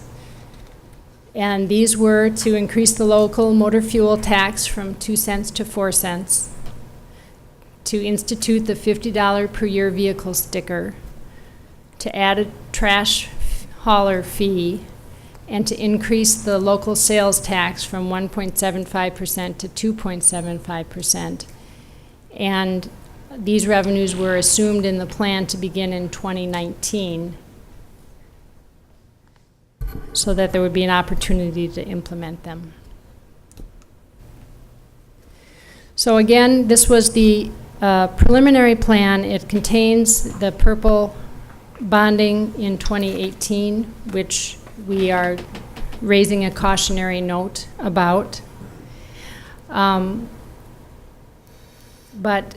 to the extent the bonding is used, we would recommend that the city think about doing it every other year instead of every year, that there be a dedicated source of repayment, which would be the local properties, or the local sales tax, excuse me. And that this plan goes out 10 years. After 10 years, it should be evaluated. If the pace of spending continues at the average pace, it will exhaust the local sales tax increase by 2027. But again, that's 10 years out, and projections are really, as our friends from EEI said, best in 5-year increments. So options for consideration are to postpone a portion of the capital until 2020, until those revenue sources come online. Consider using some of these new revenue sources for other capital projects, because we realize there are competing needs that we have not factored into our analysis, and or identify additional revenue sources. I'd like to stress that I don't think either staff, and certainly we, are not seeking a decision tonight, that this is a preliminary pass at presenting what the capital needs are and potential funding mechanisms for those needs, and really this is an opportunity for discussion. We can answer any questions. The next step would be to take feedback and incorporate it into the plan, and I think a point I'd like to make is that this Excel model is going to be available to the city, and Mr. Wilkins has already seen a portion of it and is excited to start using it. Thank you. Thank you, Jessica. We'll open it up for initially discussion from the council, and we will then open it up for questions from our audience tonight. Alderman Fagan. The numbers that you're putting up here is the amount of money that you're going for, like the street with Plan 5? Is that, I mean, that's what you're talking about, all that, okay? So we can talk about moving that around, right? Okay.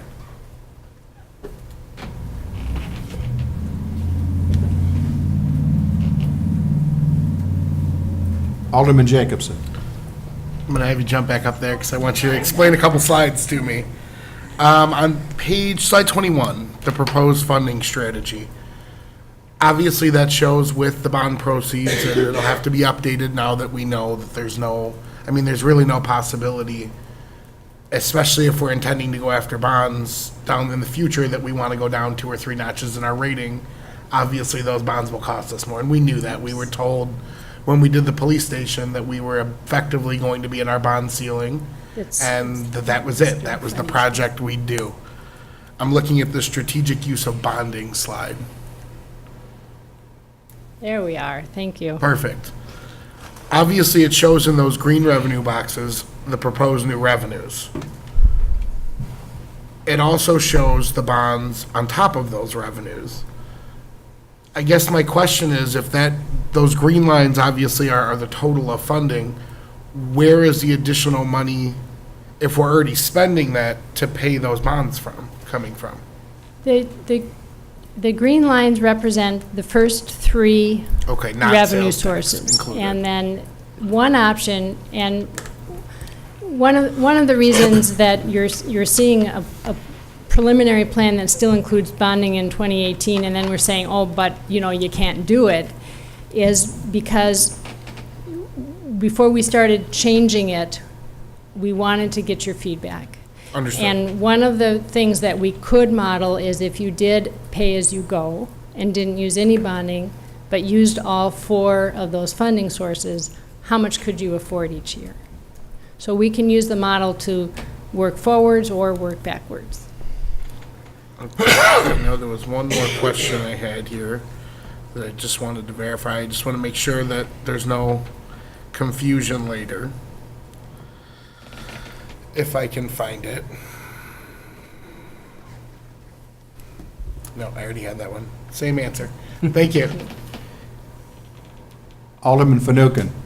I just have a couple, maybe comments on what we've looked at in terms of potential revenue sources and why there's maybe some drawbacks to each of them, and also on some of the assumptions that you made. You know, you talked about a potential $1 million for a vehicle sticker at $50 per. That makes the assumption that we have 20,000 residential vehicles here in DeKalb. And to my mind, that seems like that's a high number, considering particularly the drop in enrollment at NIU. Do you want to address that? That number is based on average household in terms of the number of vehicles that we see, an average over Illinois, and then multiplying that out by the number of households that we have. So it is a first cut at the number. All right. And Tim, while you're there, you might as well stay and answer this one too. You talked about on the potential sales tax, having a residential rebate through credits and utility bills. What about residents who don't get utility bills, particularly like the renters, you know, like where they don't see a water bill or they don't see a garbage bill? How do they, how does that impact them? I believe that there could be an alternative that would be offered that could be filling out an application for it and receiving that direct payment. Right, If- and that leads to a follow-up question.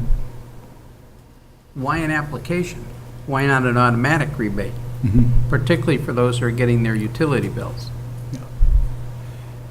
You have to understand what they spent. Well, but they said earlier that they wouldn't need to provide any proof of what they spent, that it would just be an assumption of $4,500. So why not make it automatic? Correct. And those administrative details would be at the pleasure of City Council. Okay. All right, let me continue, if I may, and I don't know if it'd be, you know, nationally, there's a downward trend in gas use. And, you know, we're making the assumption here, the gas tax numbers they use of an increase of 720,000 when a 4 cent per gallon increase means we're doing about 18 million gallons a year here in DeKalb. So, you know, that usage could go down, and then also, how do we look to electric vehicles? How do we look to natural gas vehicles? Those type of things. And that's the same thing that we're looking at nationally in terms of road use tax being down. Yeah. Those are certainly variables that would come into play. We don't have an answer exactly what the impact would be, but obviously we would monitor that on an annual basis, reporting back and make adjustments as necessary. And again, these are just things that I want to make sure that we include in the conversation as we go forward and not just omit inadvertently. Thank you. Yes, sir. Dave? I did find my one question down on 29, slide 29, the repayment of bonds.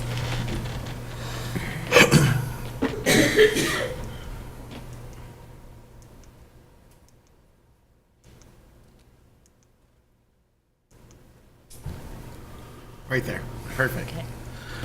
Obviously, in the first several years, all the way up until 2026, we're actually bringing in more total sales tax revenue than the debt service payment would be.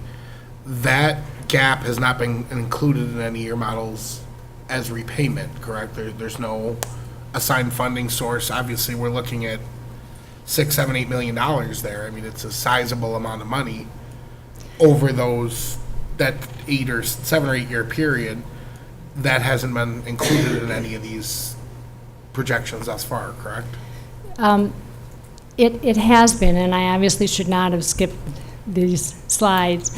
You very correctly identified that in the short term, the sales tax revenue will exceed the annual debt service on the bonds. And again, this graph assumes the 2018 bond issue. But in the long term, the sales tax revenue is insufficient to cover the full debt service. So what we did is we actually said, well, let's say your capital spending remains the same going all the way out to 2035. And if you do that, if you hold that sales tax in reserve and make it available to pay future debt service after 2027, you can make it all the way out to 2035 with this level of streets and fleet spending.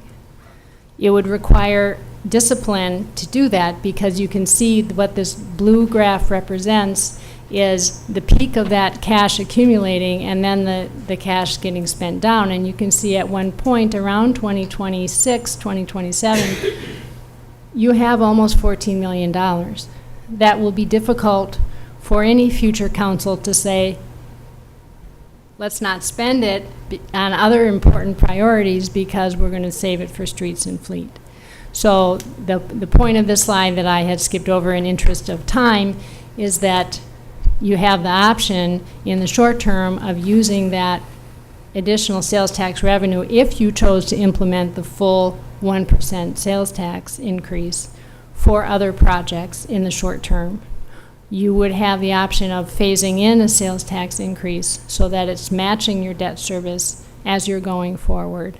Or you would have the option of saying, we are going to raise that sales tax by that 1% and hold that money in a dedicated fund, and we know we will have streets and fleets covered for the foreseeable future. Thank you. Thanks. Alderman Favor. So I have two concerns, and one, Alderman Fanouken has already mentioned that we haven't really considered the administrative costs to run the sticker program as well as the rebate program. And so that is one of the concerns that I have is, do we have the right number of vehicles that would, it was mentioned earlier in the year, potentially using stickers and outside of just a revenue generator, but also potentially to issue parking tickets to overnight parking and things like that, that would be a way to maybe alleviate some of the parking on some streets and things like that. But so there could be side benefits to the sticker program beyond just the revenue generation, but we do need to figure out what the cost of that is going to be to administer. We might eat up all the potential gain through administration. And then also with the sales tax, the concern I would have with that is, we have a neighboring community that is so close that if I was going to buy a new set of washer and dryer for my home, or a new stove, refrigerator, if I can save 1% by driving a mile, maybe I do that. I don't know. So I'm concerned about that as well. It would be interesting to see, as Alderman Jacobson had said, is maybe to take a little bit deeper look into the years that the rate has increased. If we can look at the sales tax to see if there's been a shift the year after, or potentially a year or two after. It's a difficult decision to consider this, and it's not being taken very lightly. It's a lot to consider, but thank you so much for your work. I assume the EEI and Ehlers have worked together on this. Is that correct? Have you folks worked together and have you had input into these four options that we've come up with tonight? Yes, Mr. Mayor, that Mr. Holdeman has coordinated our work. So we have not worked directly together, but we've all worked with Mr. Holdeman on the factors. We have considered more than the four sources of revenue that are suggested in the presentation this evening, and we have coordinated. I take the points. I'm making notes on these points. I think they need refinement. I can add, in response to Alderman Favor's comments about administration, that we did talk to another community that does administer this, they raised that as a big issue. Their method of administration, their council was very concerned that nobody get a rebate if they owed the city anything. And that was part of the reason about requiring an application rather than it being automatic. The other reason was that then you don't have to track who's moving in and out of the city if they have to apply. They had the application due in September, as I recall, with checks issued by the end of the year. They did the check issuance. They had 1 to 2 FTE people processing it because they were checking police records, they were checking utility records, they were, practically doing background checks on people. So he would not recommend that level of administration for the program. Alderman Favor. So the other reason to have an application is how many people are going to fill out the application. For $45, they might just let it go. Are you suggesting less than 77%? Yeah, Alderman Jacobson. I have a couple questions just to make sure I have all my ducks in a row and they're not for Ellers. I appreciate your report. It certainly validates a lot of the things that we've been saying up here, that some of us have been saying up here for many years. In the report, it said that we currently have a 2-cent MFT. Don't we have a 3.5, but 1.5 goes to the police department? Or is only half a cent going to capital right now? I'm gonna handle that.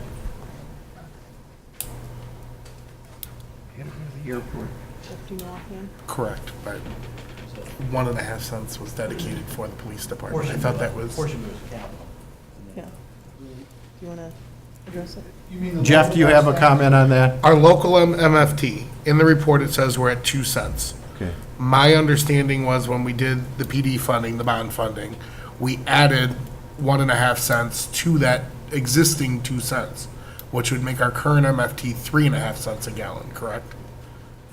I'll have to look at that in more. Thank you. I'm certain once we get into the MFT issue that former Alderman Naylor will have lots of comments to forward through to all of us about how we're using that inappropriately.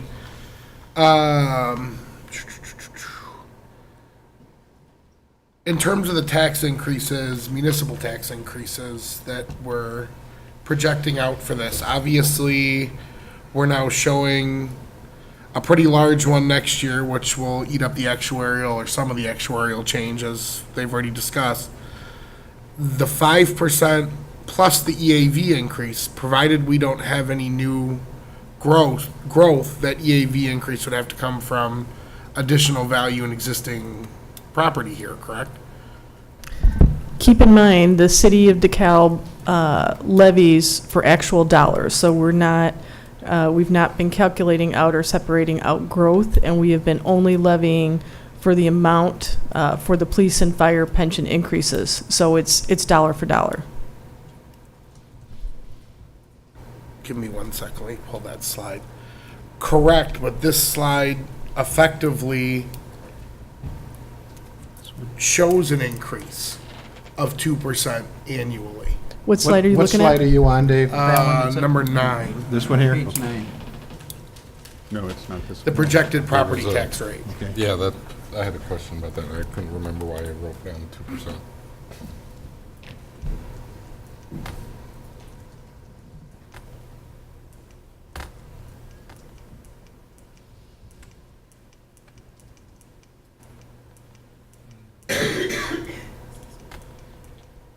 You made too long a presentation. Or a very in-depth, accurate one. We're almost there. One more, 2 more. There we go. There. When we're assuming that 2% EAV growth, again, we assume a 2% increase in the levy every year? I'm going to turn this one over to Ellers. They made the Okay. calculation. We took growth in the EAV, we added approximately 10 million for new development. As appropriate, we added in the TIF districts that were expiring and the EAV related to those, and we took the total levy as a percentage of the EAV. And I'm hearing from you that that may not be how we should have done it. I'm not sure I understood your comment. What we've been levying in regards to property taxes is dollar for dollar on the pension increases on police and fire. I understand. So yes, this increases, that was how we calculated the property tax rate, which is what this is a graph of, is the property tax rate. But the levy dollar increases were solely for the pension. Again, using that 2%, you'd have to add that back in to the burden then, correct? Or would that represent the proposed new construction? So this, your tax rate is going up because we have the EAV increasing at a slower than 5%, and we have the pension increase going up 5%. And so just the math, it makes an increasing property tax rate. I feel like I'm still not getting what you're That's after. that's actually perfect. So the question then becomes, is it the 5% minus the 2% or the 5% plus the 2%? It is the existing levy Okay, plus 5% a year, Okay. because your existing levy is just for the pensions, divided by your EAV, and your EAV is going up 2%. So it's not really additive or subtractive between those two. It's a ratio.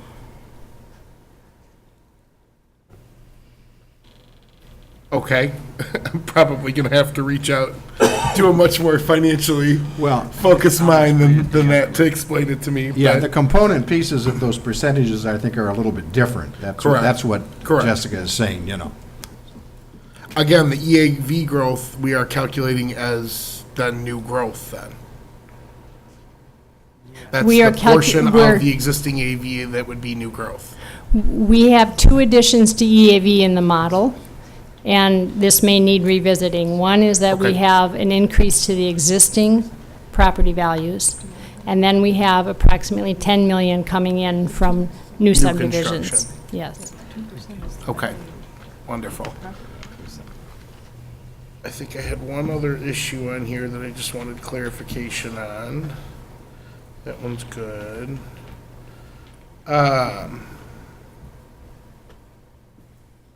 I did also have a question on the management burden of the 1% rebate, but I'm sure it's something that will come up in future discussion. The capital cost, obviously, that's our projection, the 3% is what it will cost us in the future annually, an annual escalator to those costs, correct? That was an assumption, Okay. yes. Thank you. Yeah, I realize that Ehlers and EAI have done a good job here of putting this together and giving us some options, and Tim, I appreciate your coordinating that. Dave, I would like to talk amongst ourselves tonight. That's the reason of a committee of the whole meeting, to talk about where we are going forward, and I'd like Tim to summarize what's next, but I'd like to give anyone in the audience the opportunity to speak to what you've heard tonight, what you may have heard, or what the word on the street is. Bob, did you want to make a comment? Why don't you come up to the podium if you would?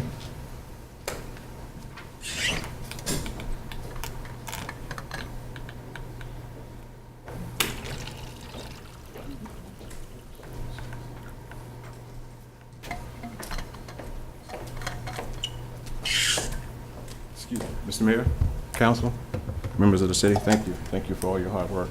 From what I've heard so far, though, everything, all of the revenue that you're possibly going to obtain comes from hurting the less advantaged.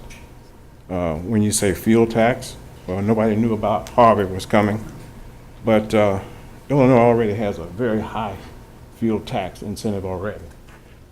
Vehicle stickers. Like I say, I think you're hurting the disadvantaged more than you're hurting anyone else. Just for an example, the pizza delivery guy or delivery people around town for the fuel and the stickers. Trash handling fee, I think, again, you're hurting the disadvantaged more than you're hurting the people that can truly afford it.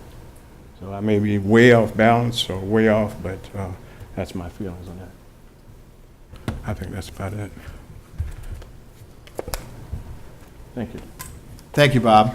For the record, that's Robert Owens, O-W-E-N-S. Okay. Any other comments? Dwayne?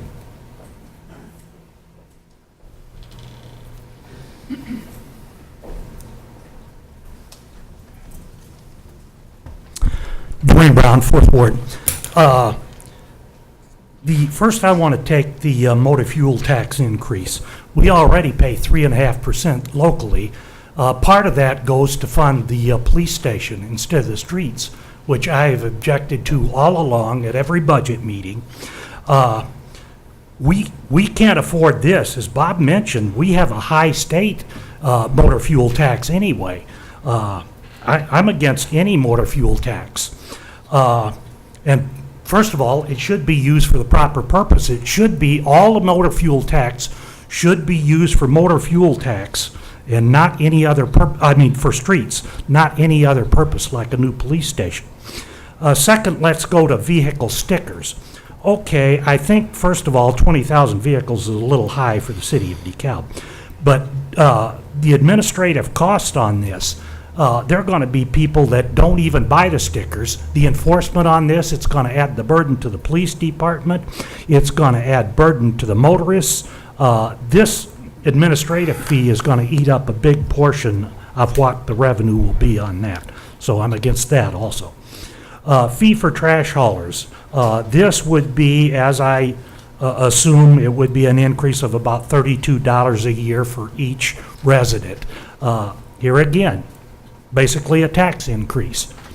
We don't need any more taxes. Look at our taxes already. I mean, it's ridiculous. Okay, a bond issuance that would be supported by a sales tax with a resident rebate. Okay, our bond rating is now A1.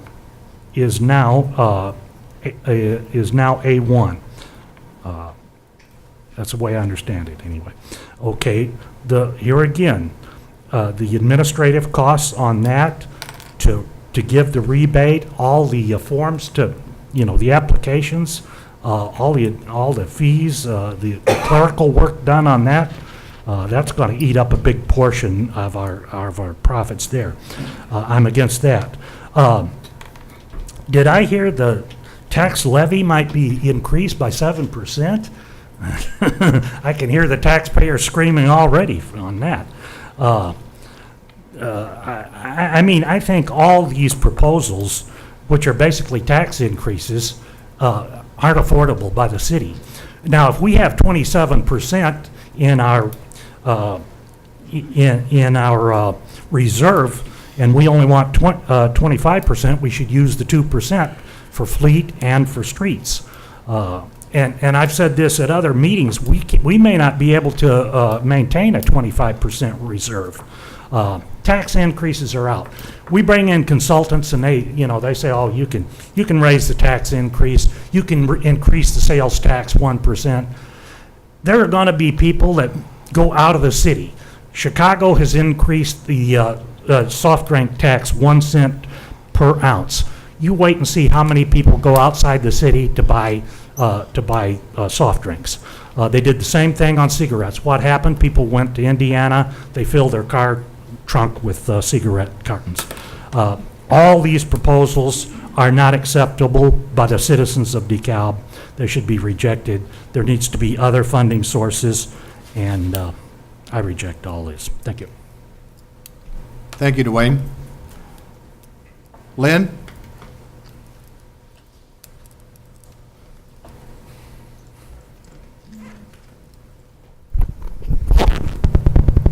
Lynn Fazekas, 4th Ward. Good evening, Mayor and Council.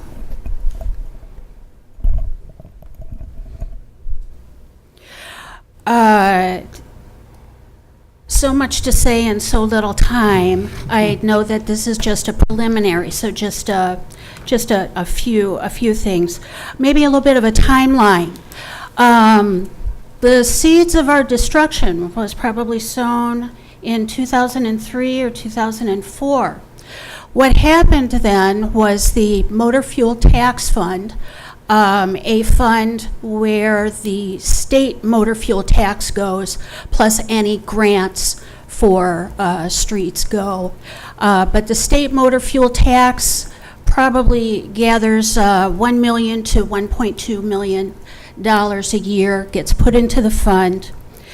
Back in 2003 or 2004, there was a change with state law, and what they said was, instead of just using MFT, this is just state MFT for streets, you guys can buy some commodities. Go ahead and pay for your road salt with MFT funds. Go ahead and pay for the electricity for your street lights with MFT funds. And so that's been happening since then, and it's taken half of our MFT funds for commodities and contractual services. Cut it by, that's a $500,000 dollars that we lost and will never get back. Now, we took a hit, as you know, in 2009 and in 2010, and one day we were great, and the next day, council says, we're going to be $5 million in the hole unless we take some very, very drastic action. The drastic action was the reduction in force. I believe that approximately 35 employees were either laid off or terminated or took a voluntary separation program, which they had to borrow money to pay them off for this bridge to retirement. The thing about the reduction in force was it fixed things. Suddenly we were flush. We had the money. And if we were still operating with about the same number of people as we were following that reduction in force, we would have enough for at least that $4 million plan for our streets. But despite streets being a stated priority, it's been given short shrift since about 2013, 2014. We've been hiring and hiring and hiring, and we've hired back everybody. So we're going to crash and burn, and that is basically the one thing that I want to let you know is that if you weren't here before, if you haven't heard the Financial Advisory Committee telling us that we need to practice some attrition at the very least, telling us we need to budget for streets first, like we have been doing for reserves, and we can do it if it is a stated policy, and it's up to you to make it a stated policy that such and such amount is going to go towards the streets. Now, I know my neighbors and myself, we're going to have a very visceral reaction if we pick up any more debt. You know you're going to get some flack if you raise taxes. But in the end, with the state cutting the way that it is, with us going to go through, the business cycle and have another recession in 2 to 4 years, that the 25% reserves could disappear, and so I'm not thrilled with the thought of leveraging. Okay, I wanted to make one more comment, and that is specific to the sales tax and what Alderman Favor said. And I agree with what he said about people going to someplace else for a sales tax, but it's not me and you buying our washer and dryer who are going to go elsewhere for the sales tax necessarily. It's going to be your commercial buyers, your industrial buyers. So you have someone like Mr. Pappas. He's probably going to put some toilets in his new apartment buildings. And a 1% sales tax difference will make a huge difference for that buyer who's buying a lot of toilets and water heaters and so on.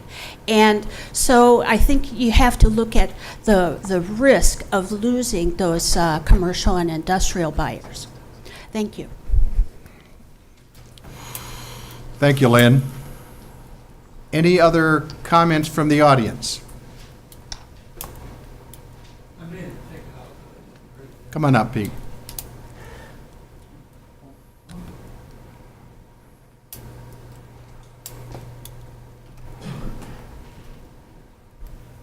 Also from the 4th Ward. Also from the 4th Ward, yes. Pat, you've got a lot of constituents here tonight. That's great. Representation. Yeah. Well, you got to remember that 60% of the people that live in this town live in poverty. So where are you going to come up with all this money? Sales tax. Now, there's another thing. The brick and mortar stores are going to disappear. They're doing it online, and the only thing I've done is LL Bean. I pay 6.25%. How much of that do you get from the state? Get used to that. Now they're going to go into food doing the same work. And they'll be competing, against Walmart, the biggest seller in the country. So, and I know food is only 1%, but all of this raising taxes and the property value is going up. You know, the lots that are left over in River Mist are assessed at $110,000 for just the lots. And I saw a sale where they sold 2 of them for $17,000 each. That's still a lot of money for a lot. And you can understand why people are leaving the state of Illinois. They're leaving DeKalb. How many houses have you built in the last 10 years? It just turns people off to come this way. But now you say you got a 25% cushion right now, a rainy day fund. I think we got the same hurricane that Houston does. You haven't done anything with the streets and roads for the last 15 years that I know of, other than the few bucks you get from the state. And then like Lynn says, you can use that to pay your light bill on street lights. And it's just one big mismanaged affair, government. So I won't spend a lot of time here. Okay. I told my wife I'd be home at 7 o'clock for supper. Anyway, you got to do something with this 25%. If you didn't have home rule, the law would say you're taxing people and you're pigeonholing it, and that's not right. That's against the Constitution of the United States. But since you got home rule, they don't have any regulation in there that says you can do it. They don't have anything that says you can't do it. And the only way you can get that straightened out is take it to the U.S. Supreme Court, and then I'll tell you right then and there, you wouldn't be pigeonholing 25 cents off of every dollar that you took away from people. So I'll go home for supper. Okay? Enjoy it. Yeah. I hope it's on the front burner. Any other comments from our audience? You know, it hasn't been said tonight by anybody, but I've heard it regardless of who the speaker was. We've been kicking this can down the road for years and years and years.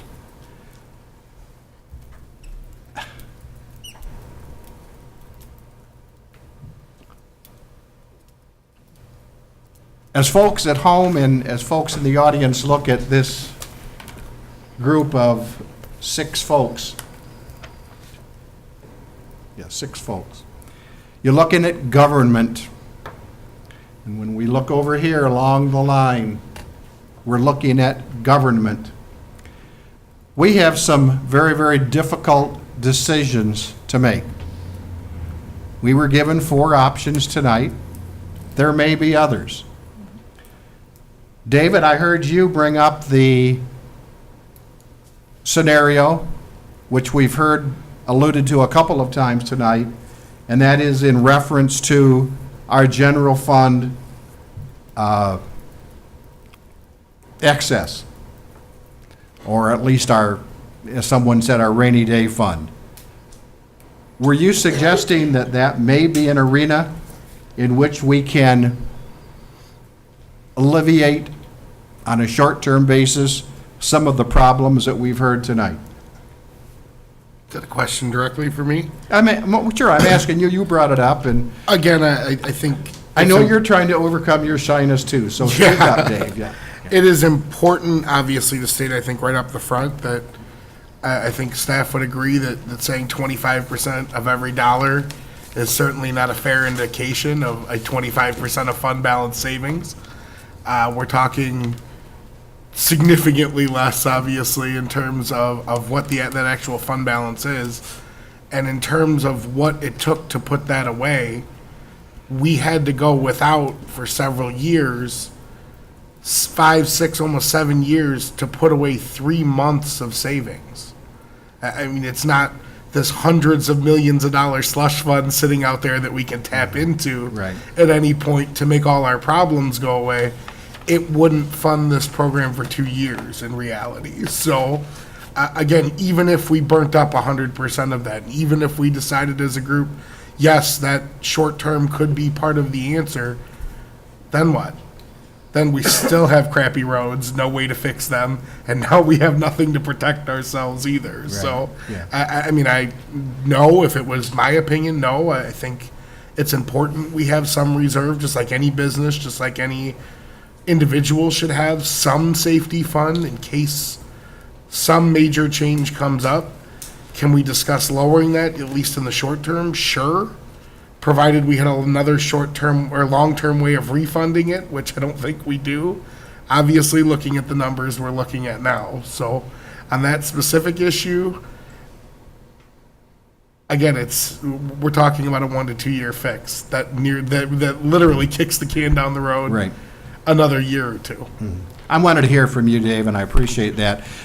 Before I turn it over to any other comments or questions you may have, because I do want to give it back to Tim, who's going to sort of synopsis of where we've been tonight and where he sees us in trying to answer the question, what's next? Where do we go from next?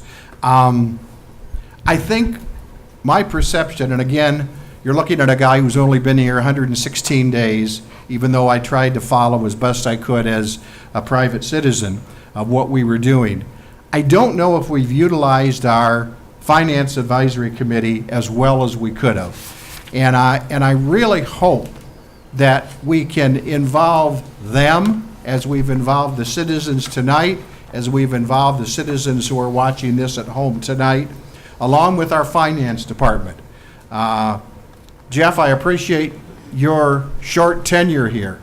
We're going to get a new finance director who's going to be, I think, moving in within the next couple of weeks. We're going to want to engage our new finance director and their finance department and the Finance Advisory Committee. Am I not right on that? Any comments or? Yeah, Dave. Again, this is going to be a frustrating task for both sides of the government, as you pointed out, to deal with in certain. Again, I think that hearing some of the comments tonight and hearing a lot of the comments I've heard this week from different residents that read the backup and got to understand some of these things, obviously we're dealing with a very specific focused issue here in CIP funding. The reality of the Ehlers report is it has a lot more indicators that I think are pretty important for the council as a whole to understand. The realities we're looking at are not good. I mean, we're looking at a 1% growth rate with a 5% increase in the levy every year. And that's just our share. The school district is coming saying they're going to need 7 to 12% increases a year. The reality that the taxpayers, especially in DeKalb, are amongst the highest in the state and the highest in the nation. I am not surprised by the fact that they're frustrated and saying, why do we pay so much more and get subpar services? Again, whether you look at the perceptions of the issue or the realities of the issue, whether it's crime, whether it's the school district, whether it's the roads, whatever category you look at, the perception at the very least, and or the reality, is that we get subpar services here. And yet, the taxes are already higher than anywhere else. And now we're saying to do the bare minimum, we have to significantly raise them higher than that. I hear you. The philosophy behind that leads most people to believe something isn't right. The math doesn't work. If we're already paying this and getting this, and now you're asking us to pay this to only get this, something's not right here. And I think, again, that's one of the things we need to deal with in terms of philosophy of how we run this city. I'll go back to my first question that I asked Tim about the potential shortfall, if you will, of services. I would disagree with you in that I don't think we have subpar services in this community. I think we have very good services. We have subpar roads. We all know that, and that's what we're talking about tonight. So, I guess I would, is that the first time we've disagreed, David? I don't know. I don't know if it's necessarily a disagreement. Again, there is a perception. Yeah, well, there may be a by perception, some people right, in right. the community Okay. for certain. Okay, I'll buy the perception Again, and that's idea. not putting the blame on any single council. That's Right. not putting the blame on any specific staff. Yeah, I understand. The reality is, going forward, as I've said since I've sat here, the only way we can get out of this problem is to structurally change what our organization does. This doesn't do it. This adds more garbage on top of the heap at this point. There wasn't a single discussion, obviously, of any cuts we need to make. And when we see the significant magnitude of the cuts that would have to occur, whether they're staff, whether they're spending, whatever category you want to cut, which is a difficult conversation, admittedly, to have, the reality is we've gotten ourselves in such a hole because we've refused to have the courage to have the conversation. Going forward, a 5% increase in property taxes just to meet the bare minimum pension liabilities isn't rational.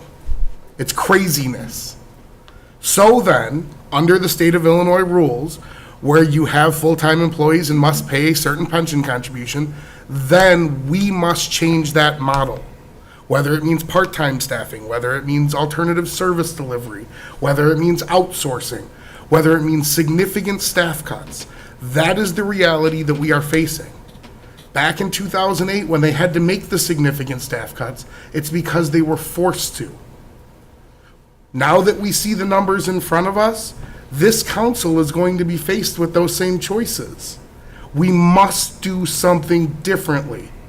We have a wonderful group of great-minded people on this council that get it and understand the numbers. We now see what the whole looks like. We now see what the future looks like. And neither of those things are good. It's going to take the courage of this council to stand up and do something different. Just adding taxes, just adding new fees, just tweaking the numbers a little bit to get us by for 5 or 6 or 10 years is what got us here in the first place. Let's not go down that same path again. Thank you. The challenge is there, for sure. Any final comments? Tony? I would support your suggestion and Alderman Verbeek's suggestion, obviously, to have input from the FAC. Have them go through this as well. I guess, thinking about the 5%, the 5% levy increase each year for pensions, is that, I know part of that was from low returns, is that just a projection, or are we pretty sure that that's going forward for the next 5 to 10 years? At our next FAC meeting, September 21st, we are going to have the actuaries from the pension funds at that meeting, talking about what the projections are going for the next couple of years. So we'll have a better idea in the next couple of weeks. And that's an Illinois problem. That's not a state, that's not a city issue. That's a state of Illinois. It's because we have something like 600 different pension funds. Every fund manager gets paid, every fund collects fees. It's a state of Illinois issue, and everybody has a voice in that we need to make that known to our legislature. That's about it. Thank you. Any further comments? Tim, if you'd just do a summation of where you think we started this meeting tonight and where we are and what we need to do. Thank you, Mayor. I certainly want to thank everyone for staying with us through this presentation. I know that was a lot of information, and it's a lot to digest. Likewise, the comments are varied and need to be considered. So we'll need some time as staff and our consultants to take this information and digest it. And I would suggest that once that is accomplished, that we would have a conversation about where to go from here. I mean, obviously, we have the tools now. We've done the inventory on fleet, and we've done the inventory on street. We have a financial management tool, so we can run various scenarios to see what the impacts are. It's just a matter of coming to a consensus on what those scenarios are, seeing how those may affect the general fund and how we may be able to fund a CIP. So my suggestion is give us some time as staff and consultants to get together and kind of digest this, and we'll get back to City Council on what our recommended next steps are. Thank you, Tim. I appreciate all your hard work on this. I appreciate EEI, your being here tonight. Ehlers, for your work. Unless there are any other final comments from anyone, I would entertain a motion to adjourn. So moved. Second. It's been moved and seconded. All in favor? Aye. Aye. Opposed? We're adjourned. So, here.